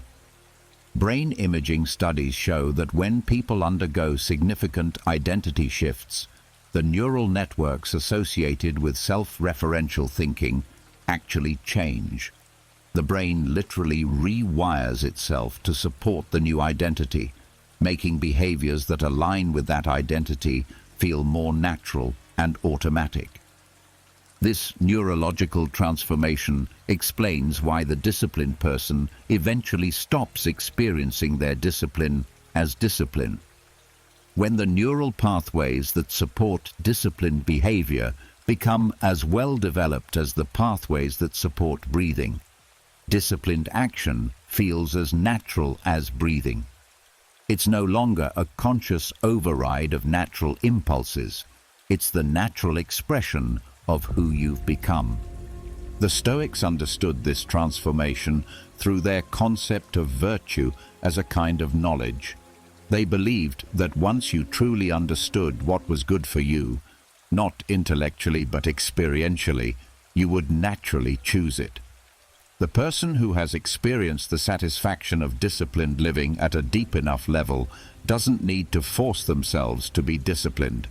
They want to be disciplined because they've learned that disciplined living is the only life worth living.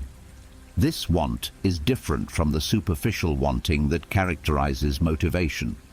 It's not the emotional high of inspiration or the temporary enthusiasm of resolution. It's the deep, quiet knowing that comes from having tried both disciplined and undisciplined living, and recognizing which one actually serves your deepest needs and highest aspirations. The transformation is complete when discipline becomes not something you do for your identity, but something your identity does through you. You don't wake up early because you've decided that disciplined people wake up early. You wake up early because you are someone who wakes up early. You don't choose difficult challenges because you think you should. You choose difficult challenges because you are someone who embraces challenge. This is the ultimate paradox of the furnace of identity. By consistently acting like someone you're not, you become someone you are. By repeatedly choosing to override your natural impulses, you develop new natural impulses. By forcing yourself to do what disciplined people do, you become someone for whom disciplined action is no longer force but flow. The person emerging from this furnace is qualitatively different from the person who entered it. They haven't just developed new habits, they've developed a new nature. They haven't just changed their behavior, they've changed their identity. They haven't just learned to be disciplined, they've learned to be someone for whom discipline is natural. This transformation is irreversible in a way that habit formation is not. You can break a habit, but you cannot unknow who you've become. You can stop doing something you've learned to do, but you cannot stop being someone you've learned to be. The identity forged in the furnace of consistent action becomes the foundation from which all future action flows. The scariest thing about this level of discipline is not the effort required to develop it, but the recognition that once it's developed, it fundamentally changes what it means to be human. The person who has been through this furnace has discovered that human nature is not fixed, that identity is not given, and that who you are is ultimately a choice that can be made and remade through the accumulated weight of daily decisions. They have become living proof that we are not prisoners of our personalities, but architects of our own becoming. There is a particular quality of silence that settles around someone who has learned to act regardless of external circumstances. It's not the silence of withdrawal or resignation, but the silence of complete self-possession. They don't need to explain themselves because their actions speak with a clarity that words could never achieve. They don't need to justify their choices because their results provide all the justification necessary. They don't need to convince others of their worth because they've stopped needing external validation to confirm what they already know about themselves. This silence is not empty. It's full of power that has been gathered from 1,000 moments of choosing principle over preference. Full of strength that has been accumulated through countless decisions to act according to values rather than emotions. Full of certainty that has been forged in the fire of consistent action despite inconsistent feelings. The transformation is complete when you realize that the external world has lost its power to determine your internal state. The market crashes, but your commitment to daily improvement remains unchanged. The criticism comes, but your dedication to your principles remains unshaken. The praise arrives, but your sense of self-worth remains internally generated. You have become what the Stoics called autarkic, self-sufficient in the deepest possible sense. This self-sufficiency is not isolation or arrogance.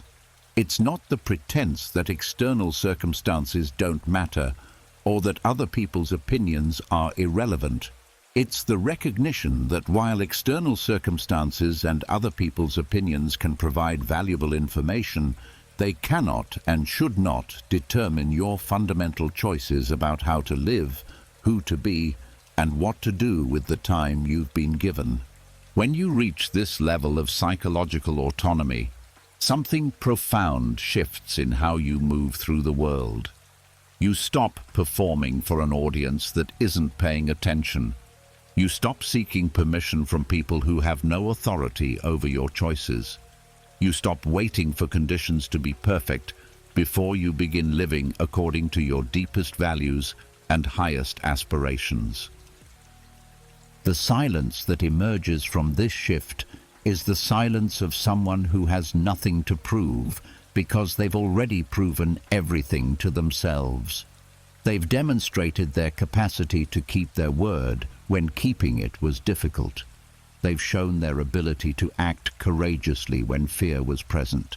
They've confirmed their willingness to choose growth over comfort, truth over convenience, principle over popularity.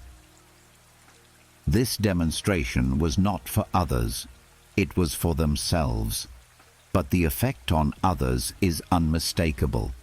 When you stop needing external validation, you paradoxically become more worthy of respect.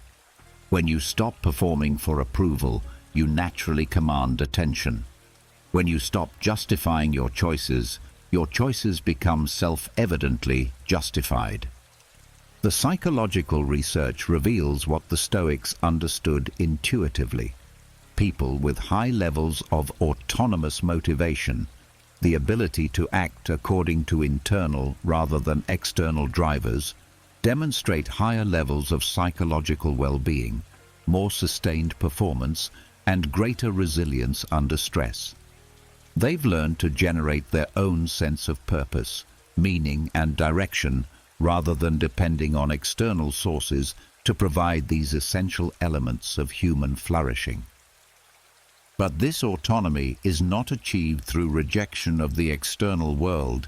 It's achieved through proper relationship with the external world. The disciplined person doesn't ignore outside circumstances. They simply refuse to let outside circumstances determine inside choices. They pay attention to external feedback without being controlled by external approval. They consider outside opinions without being dependent on outside validation.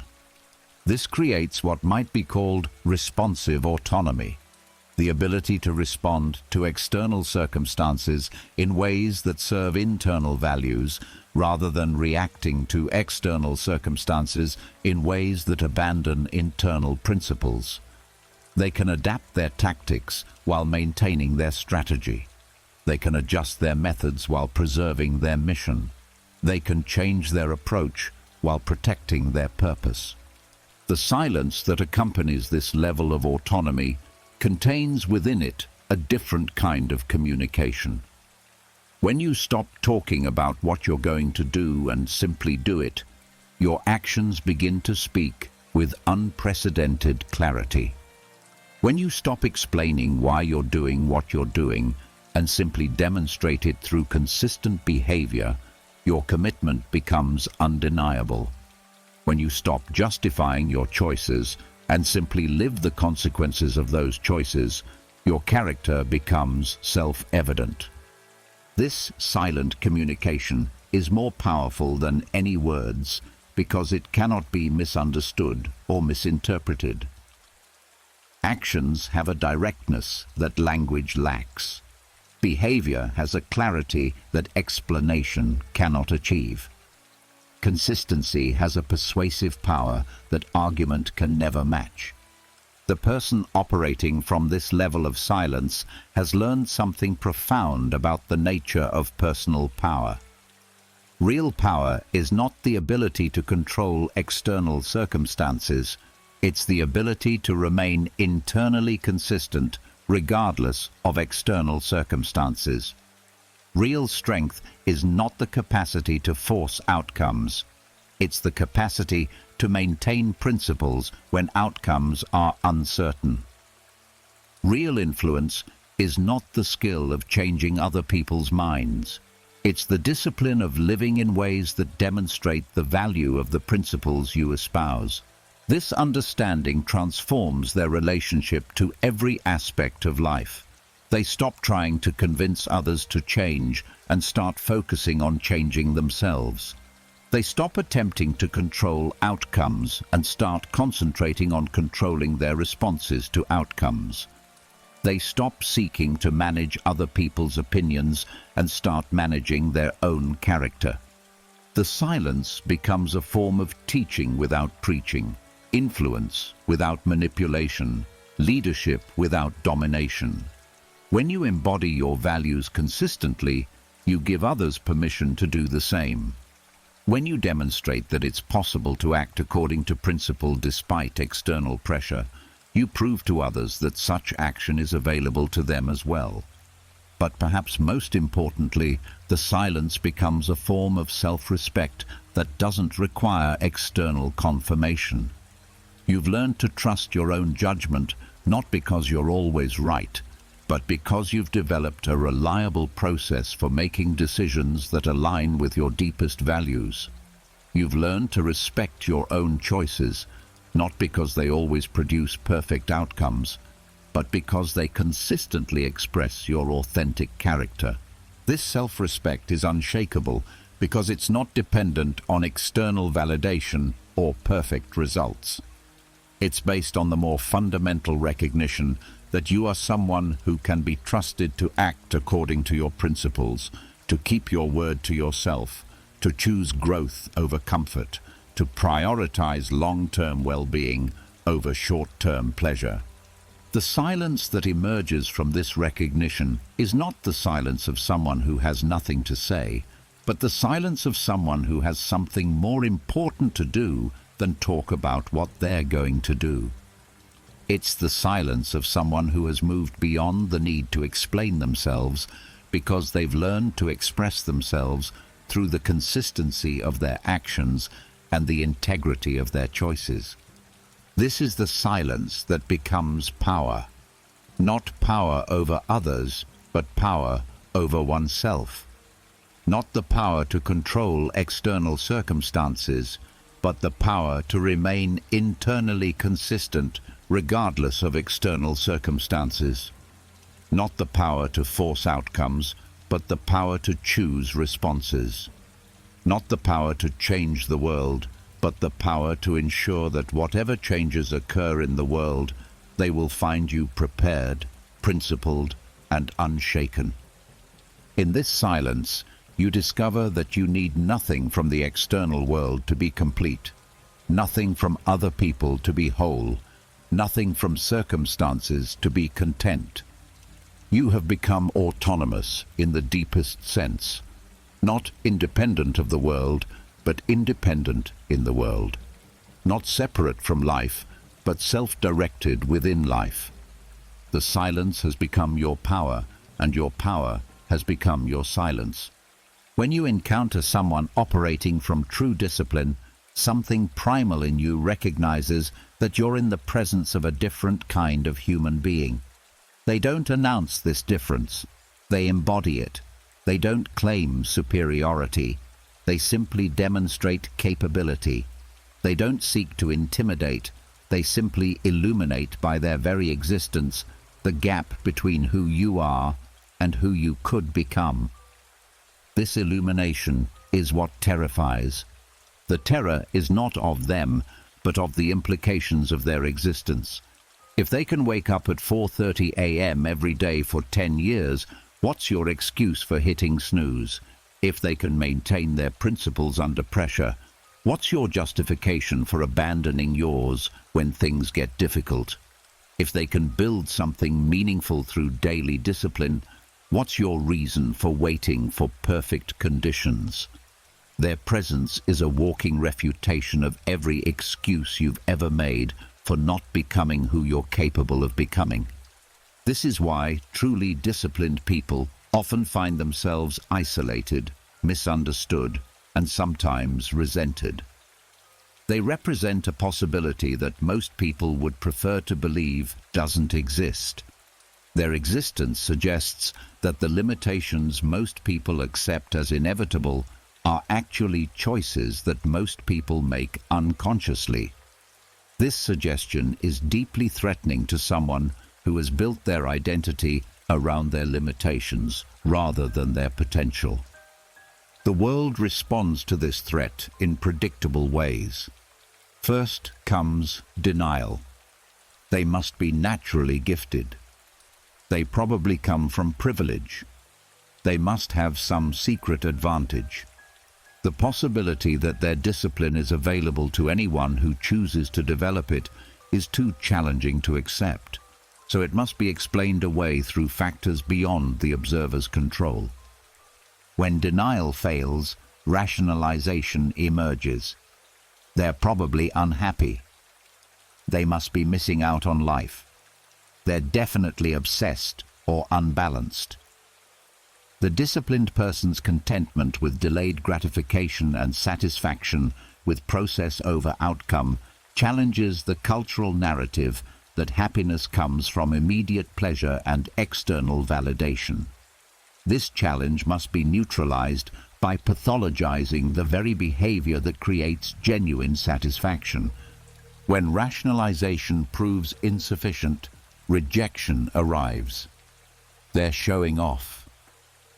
They're trying to make the rest of us look bad. They think they're better than everyone else. The disciplined person's refusal to lower their standards to match group norms is interpreted as judgment of those who maintain lower standards. Their commitment to excellence is experienced as criticism of mediocrity, even when no criticism is intended or expressed. But underneath all these responses lies a deeper recognition. The disciplined person has achieved something that everyone wants, but few are willing to earn. They've developed genuine self-respect that doesn't depend on external validation. They've created internal security that can't be shaken by external circumstances. They've built a life of meaning that doesn't require constant entertainment or stimulation to sustain itself. This achievement is terrifying because it exposes the hollowness of the alternatives. When you see someone who has learned to find satisfaction in discipline, the emptiness of seeking satisfaction in indulgence becomes obvious. When you witness someone who generates their own sense of purpose, the futility of waiting for purpose to be provided by others becomes clear. When you observe someone who creates their own stability through consistent action, the fragility of stability based on favorable circumstances becomes apparent. The Stoics understood this dynamic perfectly. Epictetus wrote about how the person who is truly free from dependence on external circumstances for their well-being, makes others uncomfortable because their freedom highlights everyone else's bondage. Marcus Aurelius noted how people often resent those who refuse to participate in the collective delusion that happiness comes from external sources. But here's what makes this particularly challenging for the disciplined person. They must learn to maintain their standards without being attached to others adopting those same standards. They must continue to choose excellence while accepting that others may choose mediocrity. They must persist in their commitment to growth while remaining unaffected by others' commitment to comfort. This requires developing what might be called compassionate detachment, the ability to care about others' well-being without needing them to make the same choices you've made for your well-being. It means recognizing that your discipline serves you without needing others to recognize that it could serve them too. It means understanding that your commitment to excellence is not a judgment of others' commitment to ease. The disciplined person learns to expect misunderstanding and remain unmoved by it. They understand that their choice to live differently will inevitably be interpreted as criticism of those who choose to live conventionally. They accept that their commitment to difficulty will be seen as rejection of those who prefer comfort. They recognize that their satisfaction with process will be viewed as judgment of those who focus solely on outcomes. This acceptance is not resignation, it's wisdom.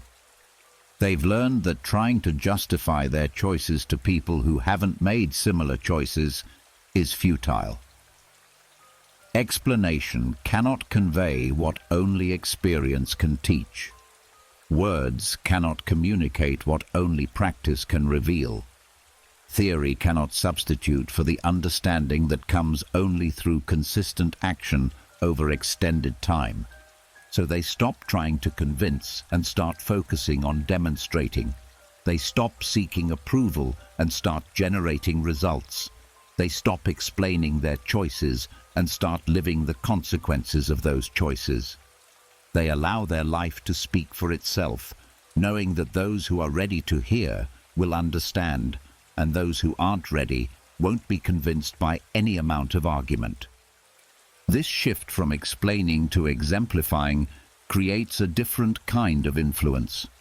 Instead of trying to change minds through persuasion, they change minds through inspiration. Instead of attempting to modify behavior through argument, they modify behavior through example. Instead of seeking to transform others through words, they transform others through the undeniable power of a life lived according to principle. But perhaps most importantly, they learn to find satisfaction in their own transformation, regardless of whether it catalyzes transformation in others. They discover that the real reward of discipline is not the external recognition it may or may not generate, but the internal recognition it definitely generates. They learn to value their own respect for themselves more than others' respect for them. This internal validation makes them genuinely dangerous to the systems and structures that depend on people's need for external validation. When you don't need approval, you can't be controlled through the promise or withdrawal of approval. When you don't need recognition, you can't be manipulated through the offer or threat of recognition. When you don't need acceptance, you can't be compromised through the possibility of rejection. The disciplined person becomes ungovernable in the deepest sense, not rebellious or antisocial, but simply immune to the forms of control that work on most people. They can be influenced through reason, moved through love, and inspired through vision, but they cannot be coerced through fear or bribed through comfort. This is what truly terrifies about this level of discipline, not the strength of the person who possesses it, but the weakness it reveals in the systems that depend on people remaining weak. Not the power of those who develop it, but the powerlessness it exposes in those who profit from others' lack of development. The disciplined person stands as living proof that another way of being human is possible, a way that doesn't require external permission to pursue internal purposes, external validation to maintain internal confidence, or external entertainment to sustain internal satisfaction. This proof is what makes them terrifying to some and inspiring to others. To those who prefer the safety of collective limitation, they represent a dangerous possibility. To those who recognize their own potential for individual transformation, they represent a hopeful example. The discipline that terrifies the world is not the discipline of rigid control or harsh self-punishment. It's the discipline of someone who has learned to be genuinely free in a world full of people who have forgotten that freedom is possible. The most sophisticated battlefield in human existence is not fought with weapons or armies, but with neurotransmitters and neural pathways. It's the war between the limbic system, ancient, powerful, designed for immediate survival, and the prefrontal cortex, evolved, rational, designed for long-term flourishing. Every moment of emotional reactivity is a victory for the limbic system. Every moment of conscious response is a victory for the prefrontal cortex. The disciplined person has learned to win this war not by destroying the limbic system, but by making the prefrontal cortex so strong that it can overrule limbic impulses without suppressing limbic information. This is emotional mastery, not the elimination of feeling, but the conscious choice of response regardless of feeling. Most people live as prisoners of their emotional weather patterns. They feel angry, so they act angrily. They feel afraid, so they act cautiously. They feel excited, so they act impulsively. They feel sad, so they act withdrawingly. They've never learned that feeling and acting are separate processes that can be consciously disconnected from each other. They mistake emotional experience for behavioral inevitability. The disciplined person has learned to create space between emotional stimulus and behavioral response.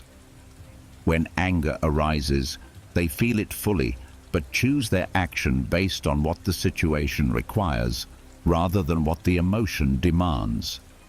When fear emerges, they acknowledge it completely, but move forward according to their values, rather than backward according to their anxiety. When excitement appears, they experience it thoroughly, but make decisions based on wisdom rather than enthusiasm. This space between feeling and action is where freedom lives. Without this space, you are a slave to whatever emotion happens to be dominant in any given moment. With this space, you become the conscious author of your responses regardless of your emotional state. You can be afraid and courageous simultaneously. You can be angry and wise at the same time. You can be sad and still take constructive action. The neurological basis for this mastery is well established. The amygdala, the brain's alarm system, responds to perceived threats within milliseconds, flooding the system with stress hormones and preparing the body for fight, flight, or freeze responses. This system served our ancestors well when threats were primarily physical and immediate. But in the modern world, where threats are primarily psychological and long-term, the ancient alarm system often creates more problems than it solves. The prefrontal cortex, by contrast, is capable of complex analysis, long-term planning, and conscious choice. But it operates more slowly than the amygdala and requires more energy to function effectively. When you're tired, stressed, or overwhelmed, prefrontal function decreases and limbic reactivity increases. This is why you're more likely to lose your temper when you're exhausted or make poor decisions when you're under pressure. The disciplined person trains their prefrontal cortex like an athlete trains their muscles. Through consistent practice of conscious choice-making, they strengthen their capacity for rational response, even under emotional pressure. They develop what neuroscientists call cognitive control, the ability to direct attention, regulate emotion, and choose action according to goals rather than impulses. This training happens in thousands of small moments. Every time you feel the urge to check your phone and choose not to, you strengthen cognitive control. Every time you feel angry and choose to speak calmly anyway, you build emotional regulation capacity.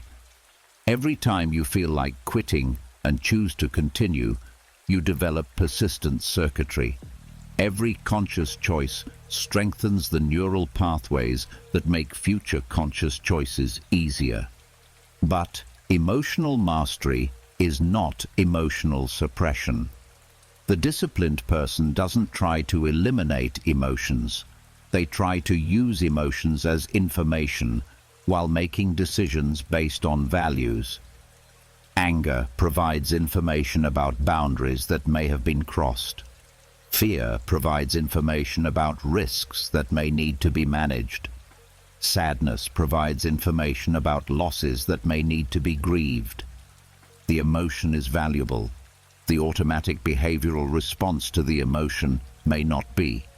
This distinction requires developing what psychologists call emotional granularity, the ability to distinguish between different emotional states with precision. Instead of just feeling bad, you learn to distinguish between frustrated, disappointed, overwhelmed, and anxious. Instead of just feeling good, you learn to distinguish between content, excited, proud, and peaceful. This granularity allows for more sophisticated responses because different emotions require different strategies. The Stoics developed this understanding 2,000 years before modern neuroscience confirmed it. They distinguished between initial impressions, the immediate emotional and cognitive reactions that arise automatically, and judgments, the conscious evaluations that determine action. Epictetus taught that we cannot control our initial impressions, but we can control our judgments about those impressions. This distinction is liberating because it removes the pressure to control emotional reactions while emphasizing the responsibility to control behavioral responses. You don't have to feel calm to act calmly. You don't have to feel confident to act courageously. You don't have to feel motivated to act consistently. You simply have to choose your action based on your principles rather than your emotions. The practice of emotional mastery involves several key components. First is emotional awareness, the ability to recognize what you're feeling as you're feeling it. This requires developing the habit of checking in with your emotional state regularly throughout the day. Most people go hours without consciously recognizing their emotional state, making conscious response impossible.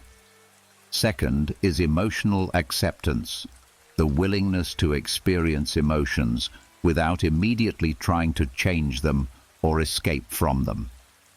Paradoxically, accepting emotions often reduces their intensity because resistance to emotional experience often amplifies emotional experience. When you stop fighting your feelings, they often settle naturally. Third is cognitive reappraisal, the ability to consciously reframe the meaning of emotional triggers. Instead of thinking, "This traffic is ruining my day," you might think, "This traffic is giving me unexpected time to practice patience." Instead of thinking, "This criticism means I'm failing," you might think, "This criticism is providing information I can use to improve." Fourth is behavioral choice, the selection of actions based on values rather than emotions. This is where the rubber meets the road.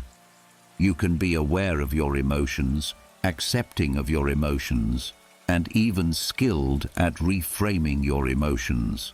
But without the ability to choose behavior based on something other than emotion, emotional mastery remains theoretical.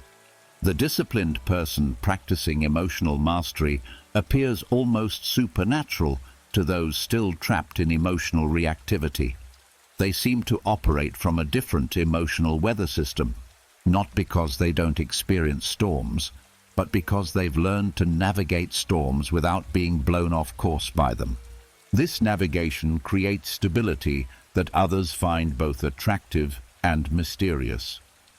The emotionally masterful person becomes a port in the storm for others because they've learned to be a port in the storm for themselves.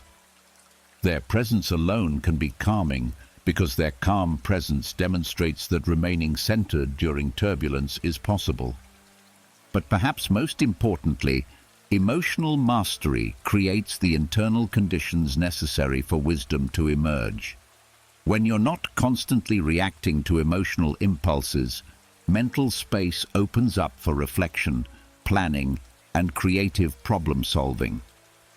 When you're not exhausted by emotional volatility, energy becomes available for productive action.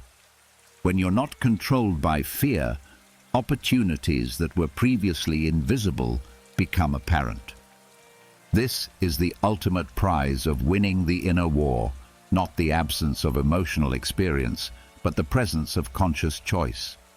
Not the elimination of feeling, but the liberation from being controlled by feeling. Not emotional numbness, but emotional wisdom. The person who has achieved this level of mastery has learned to use their emotions as fuel rather than being consumed by them as fire. They've discovered that the same emotional energy that can destroy when uncontrolled can create when consciously directed. They've found that the goal is not to have different emotions, but to have a different relationship with the emotions they have. In winning this war, they don't defeat their humanity, they fulfill it. True power is not always loud. In fact, the most transformative power often operates in complete silence, invisible to casual observation, but undeniable in its effects. It's the power of someone who has learned to change everything around them by changing nothing but themselves. It's the influence that flows from integrity rather than manipulation, from example rather than argument, from being rather than doing. It's the quiet storm that reshapes landscapes not through violent weather, but through persistent presence. The disciplined person becomes this kind of force, not because they seek to influence others, but because their own transformation creates ripples that extend far beyond their immediate environment. Their children learn that commitment is possible by watching someone honor their commitments daily. Their colleagues discover that excellence is achievable by working alongside someone who pursues excellence consistently. Their friends recognize that growth is worth pursuing by witnessing someone choose growth over comfort repeatedly.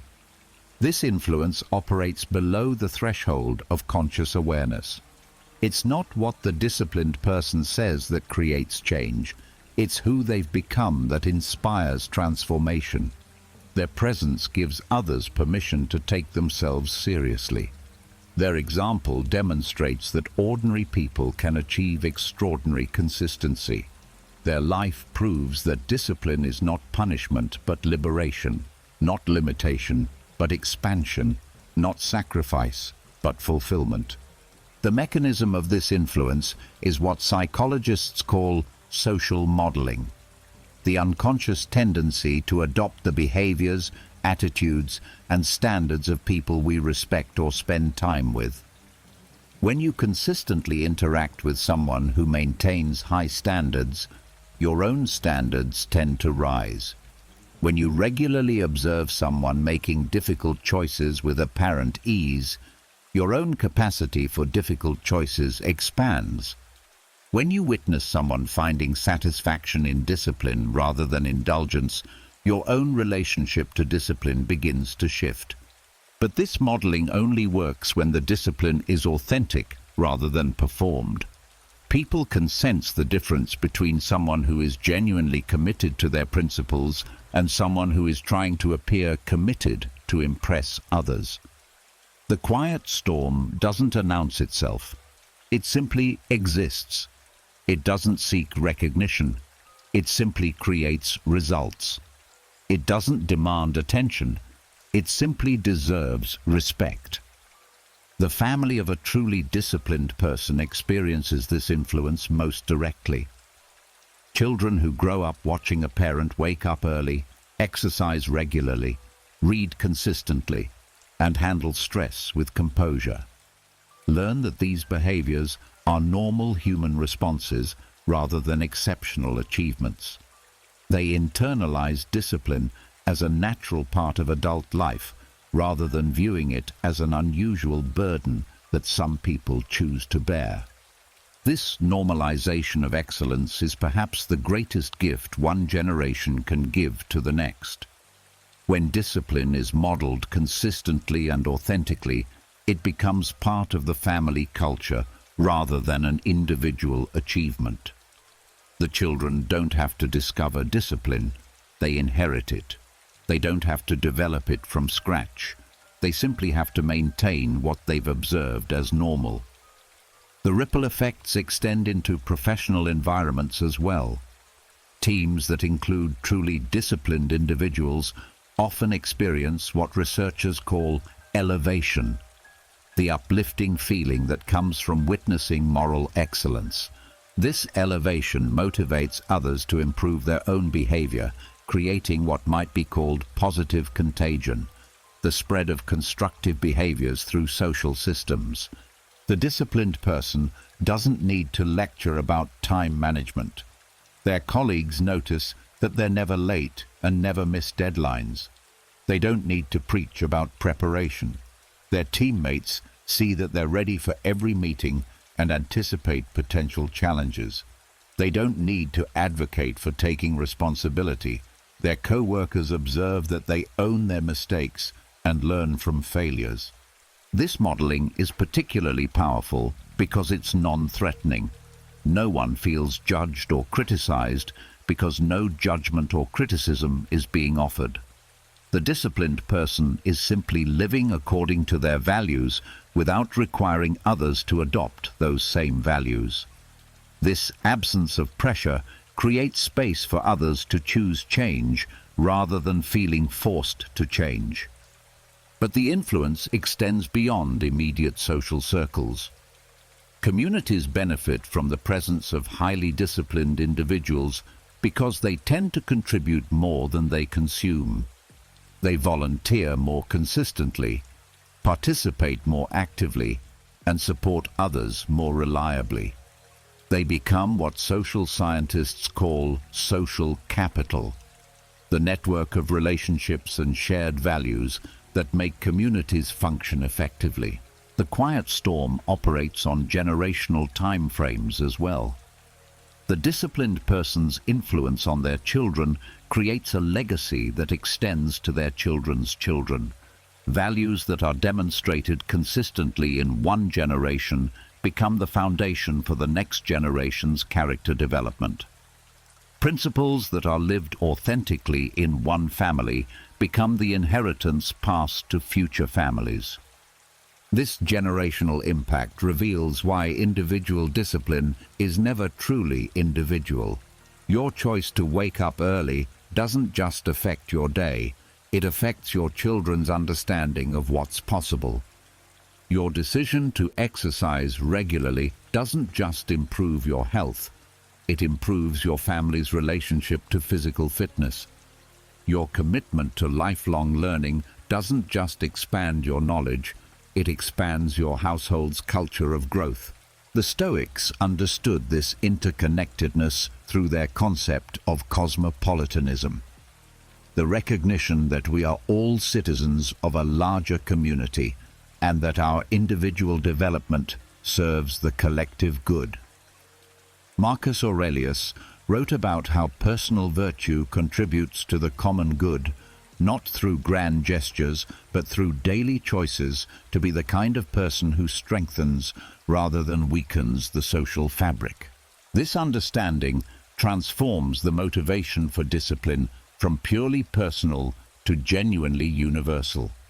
You develop discipline not just for your own benefit, but for the benefit of everyone who will be influenced by your example. You pursue excellence not just for your own satisfaction, but for the sake of raising the collective standard of what humans are capable of achieving.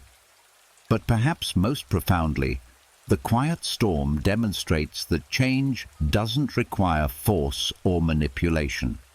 It shows that the most lasting transformations occur when people are inspired to change themselves rather than being pressured to change by others. It proves that authentic influence flows from authenticity itself, rather than from techniques or strategies designed to influence others. The disciplined person becomes a force of nature, not by trying to be powerful, but by becoming powerfully committed to their principles. They create change not by pushing against resistance, but by demonstrating an alternative that others find attractive.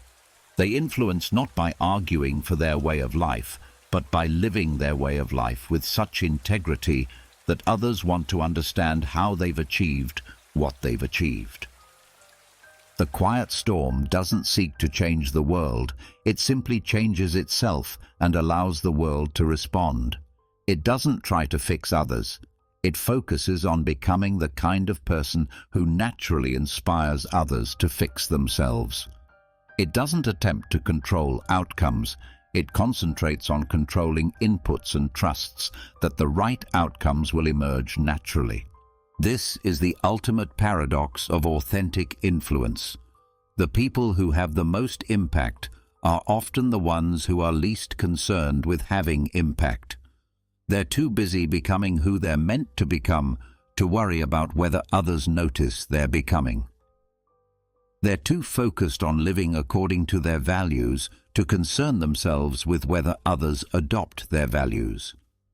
In this focus, they become the eye of the storm, completely calm themselves while creating movement all around them. They become the quiet storm that changes everything by changing nothing but themselves, that influences everyone by trying to influence no one, that transforms the world by transforming only the part of the world they have complete control over, themselves. There is a moment in every profound transformation when struggle ceases and presence begins. It's not that challenges disappear or difficulties end, but that your relationship to challenge and difficulty becomes so fundamentally different that they no longer move you. You become like a mountain, not because you're cold or distant, but because you're so deeply rooted in who you are that external weather cannot disturb your essential nature. This is the final stage of discipline.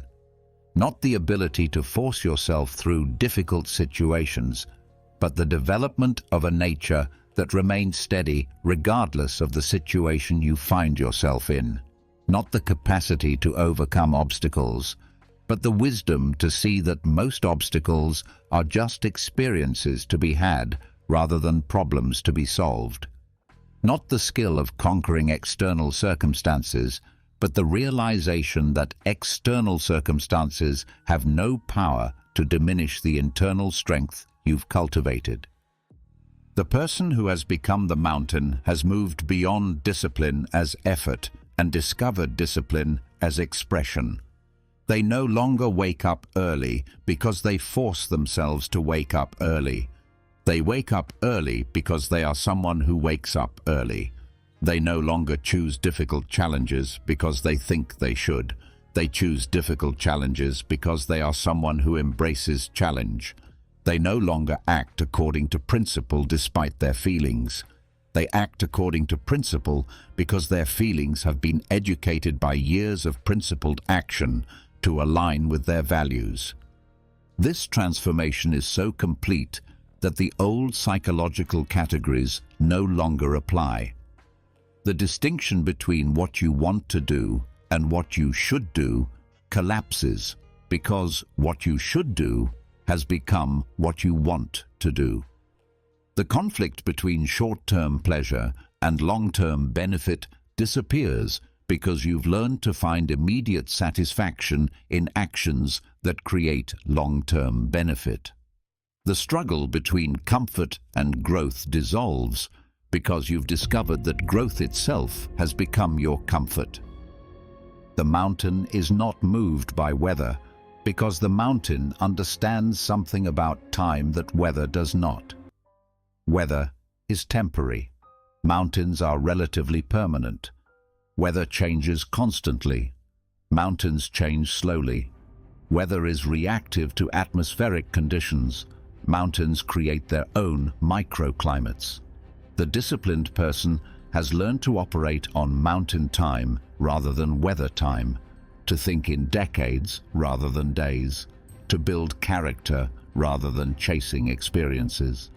This temporal perspective creates unshakable equanimity in the face of circumstances that would devastate someone operating on weather time. The stock market crashes, but the mountain remembers that markets have crashed before and recovered. Relationships end, but the mountain understands that relationships have seasons and cycles. Health challenges arise, but the mountain recognizes that the body changes while the person who inhabits the body can remain fundamentally unchanged. The Stoics called this perspective the view from above, the ability to see current circumstances from the vantage point of eternity. Marcus Aurelius regularly practiced imagining his current challenges from the perspective of years, decades, or centuries in the future. This practice didn't minimize the reality of present difficulties, but it put them in context that allowed for wise response rather than reactive panic. But the mountain metaphor goes deeper than temporal perspective. Mountains also understand something about resistance that creates their strength. Every force that acts upon a mountain, wind, rain, ice, snow, makes the mountain stronger by compressing its structure and testing its foundation. Over geological time, mountains are carved by erosion into more beautiful and more stable forms. They don't resist the forces acting upon them. They use those forces to become more authentically themselves.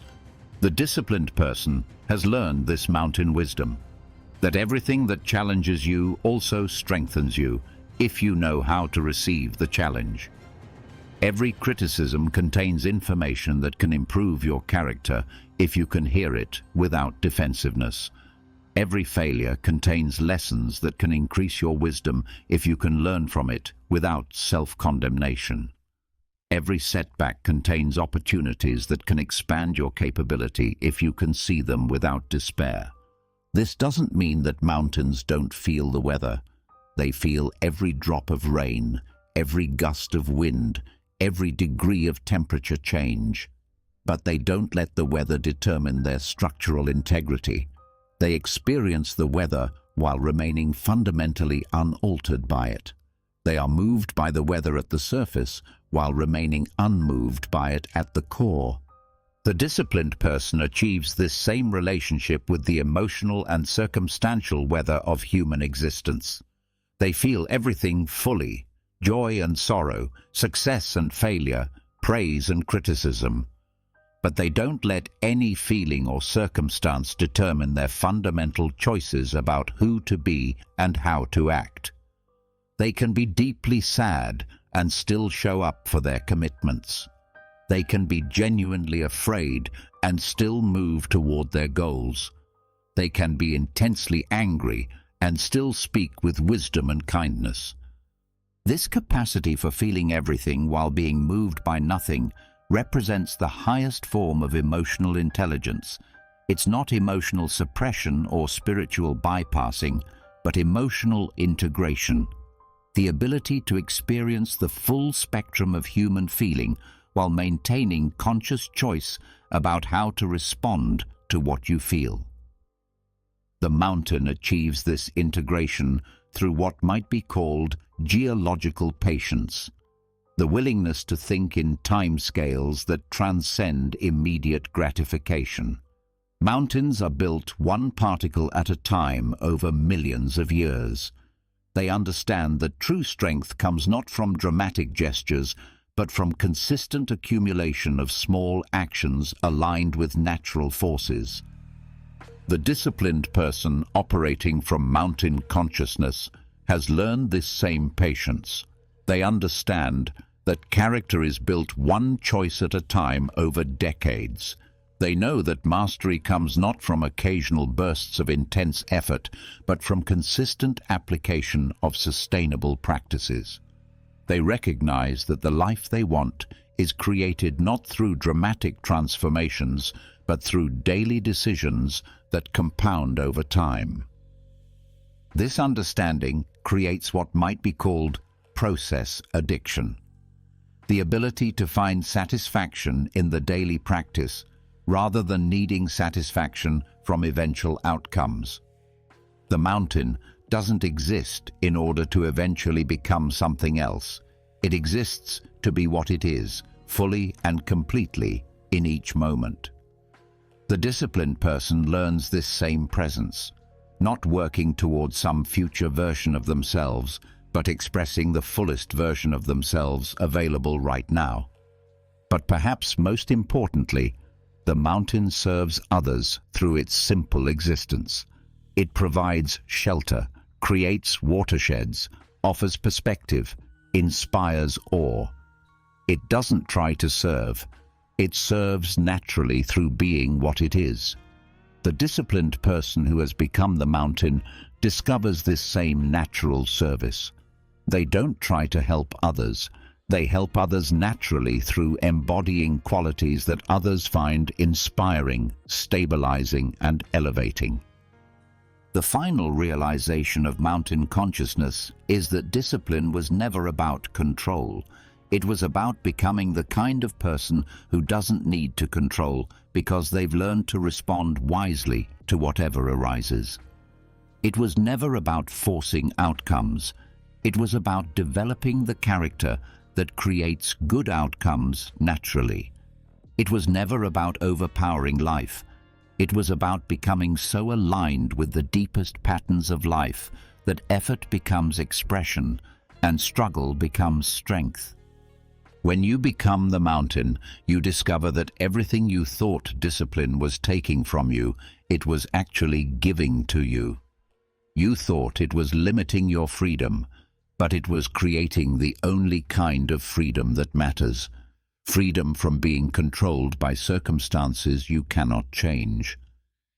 You thought it was preventing you from enjoying life, but it was teaching you to find joy in the process of living, rather than needing joy to be delivered by external events.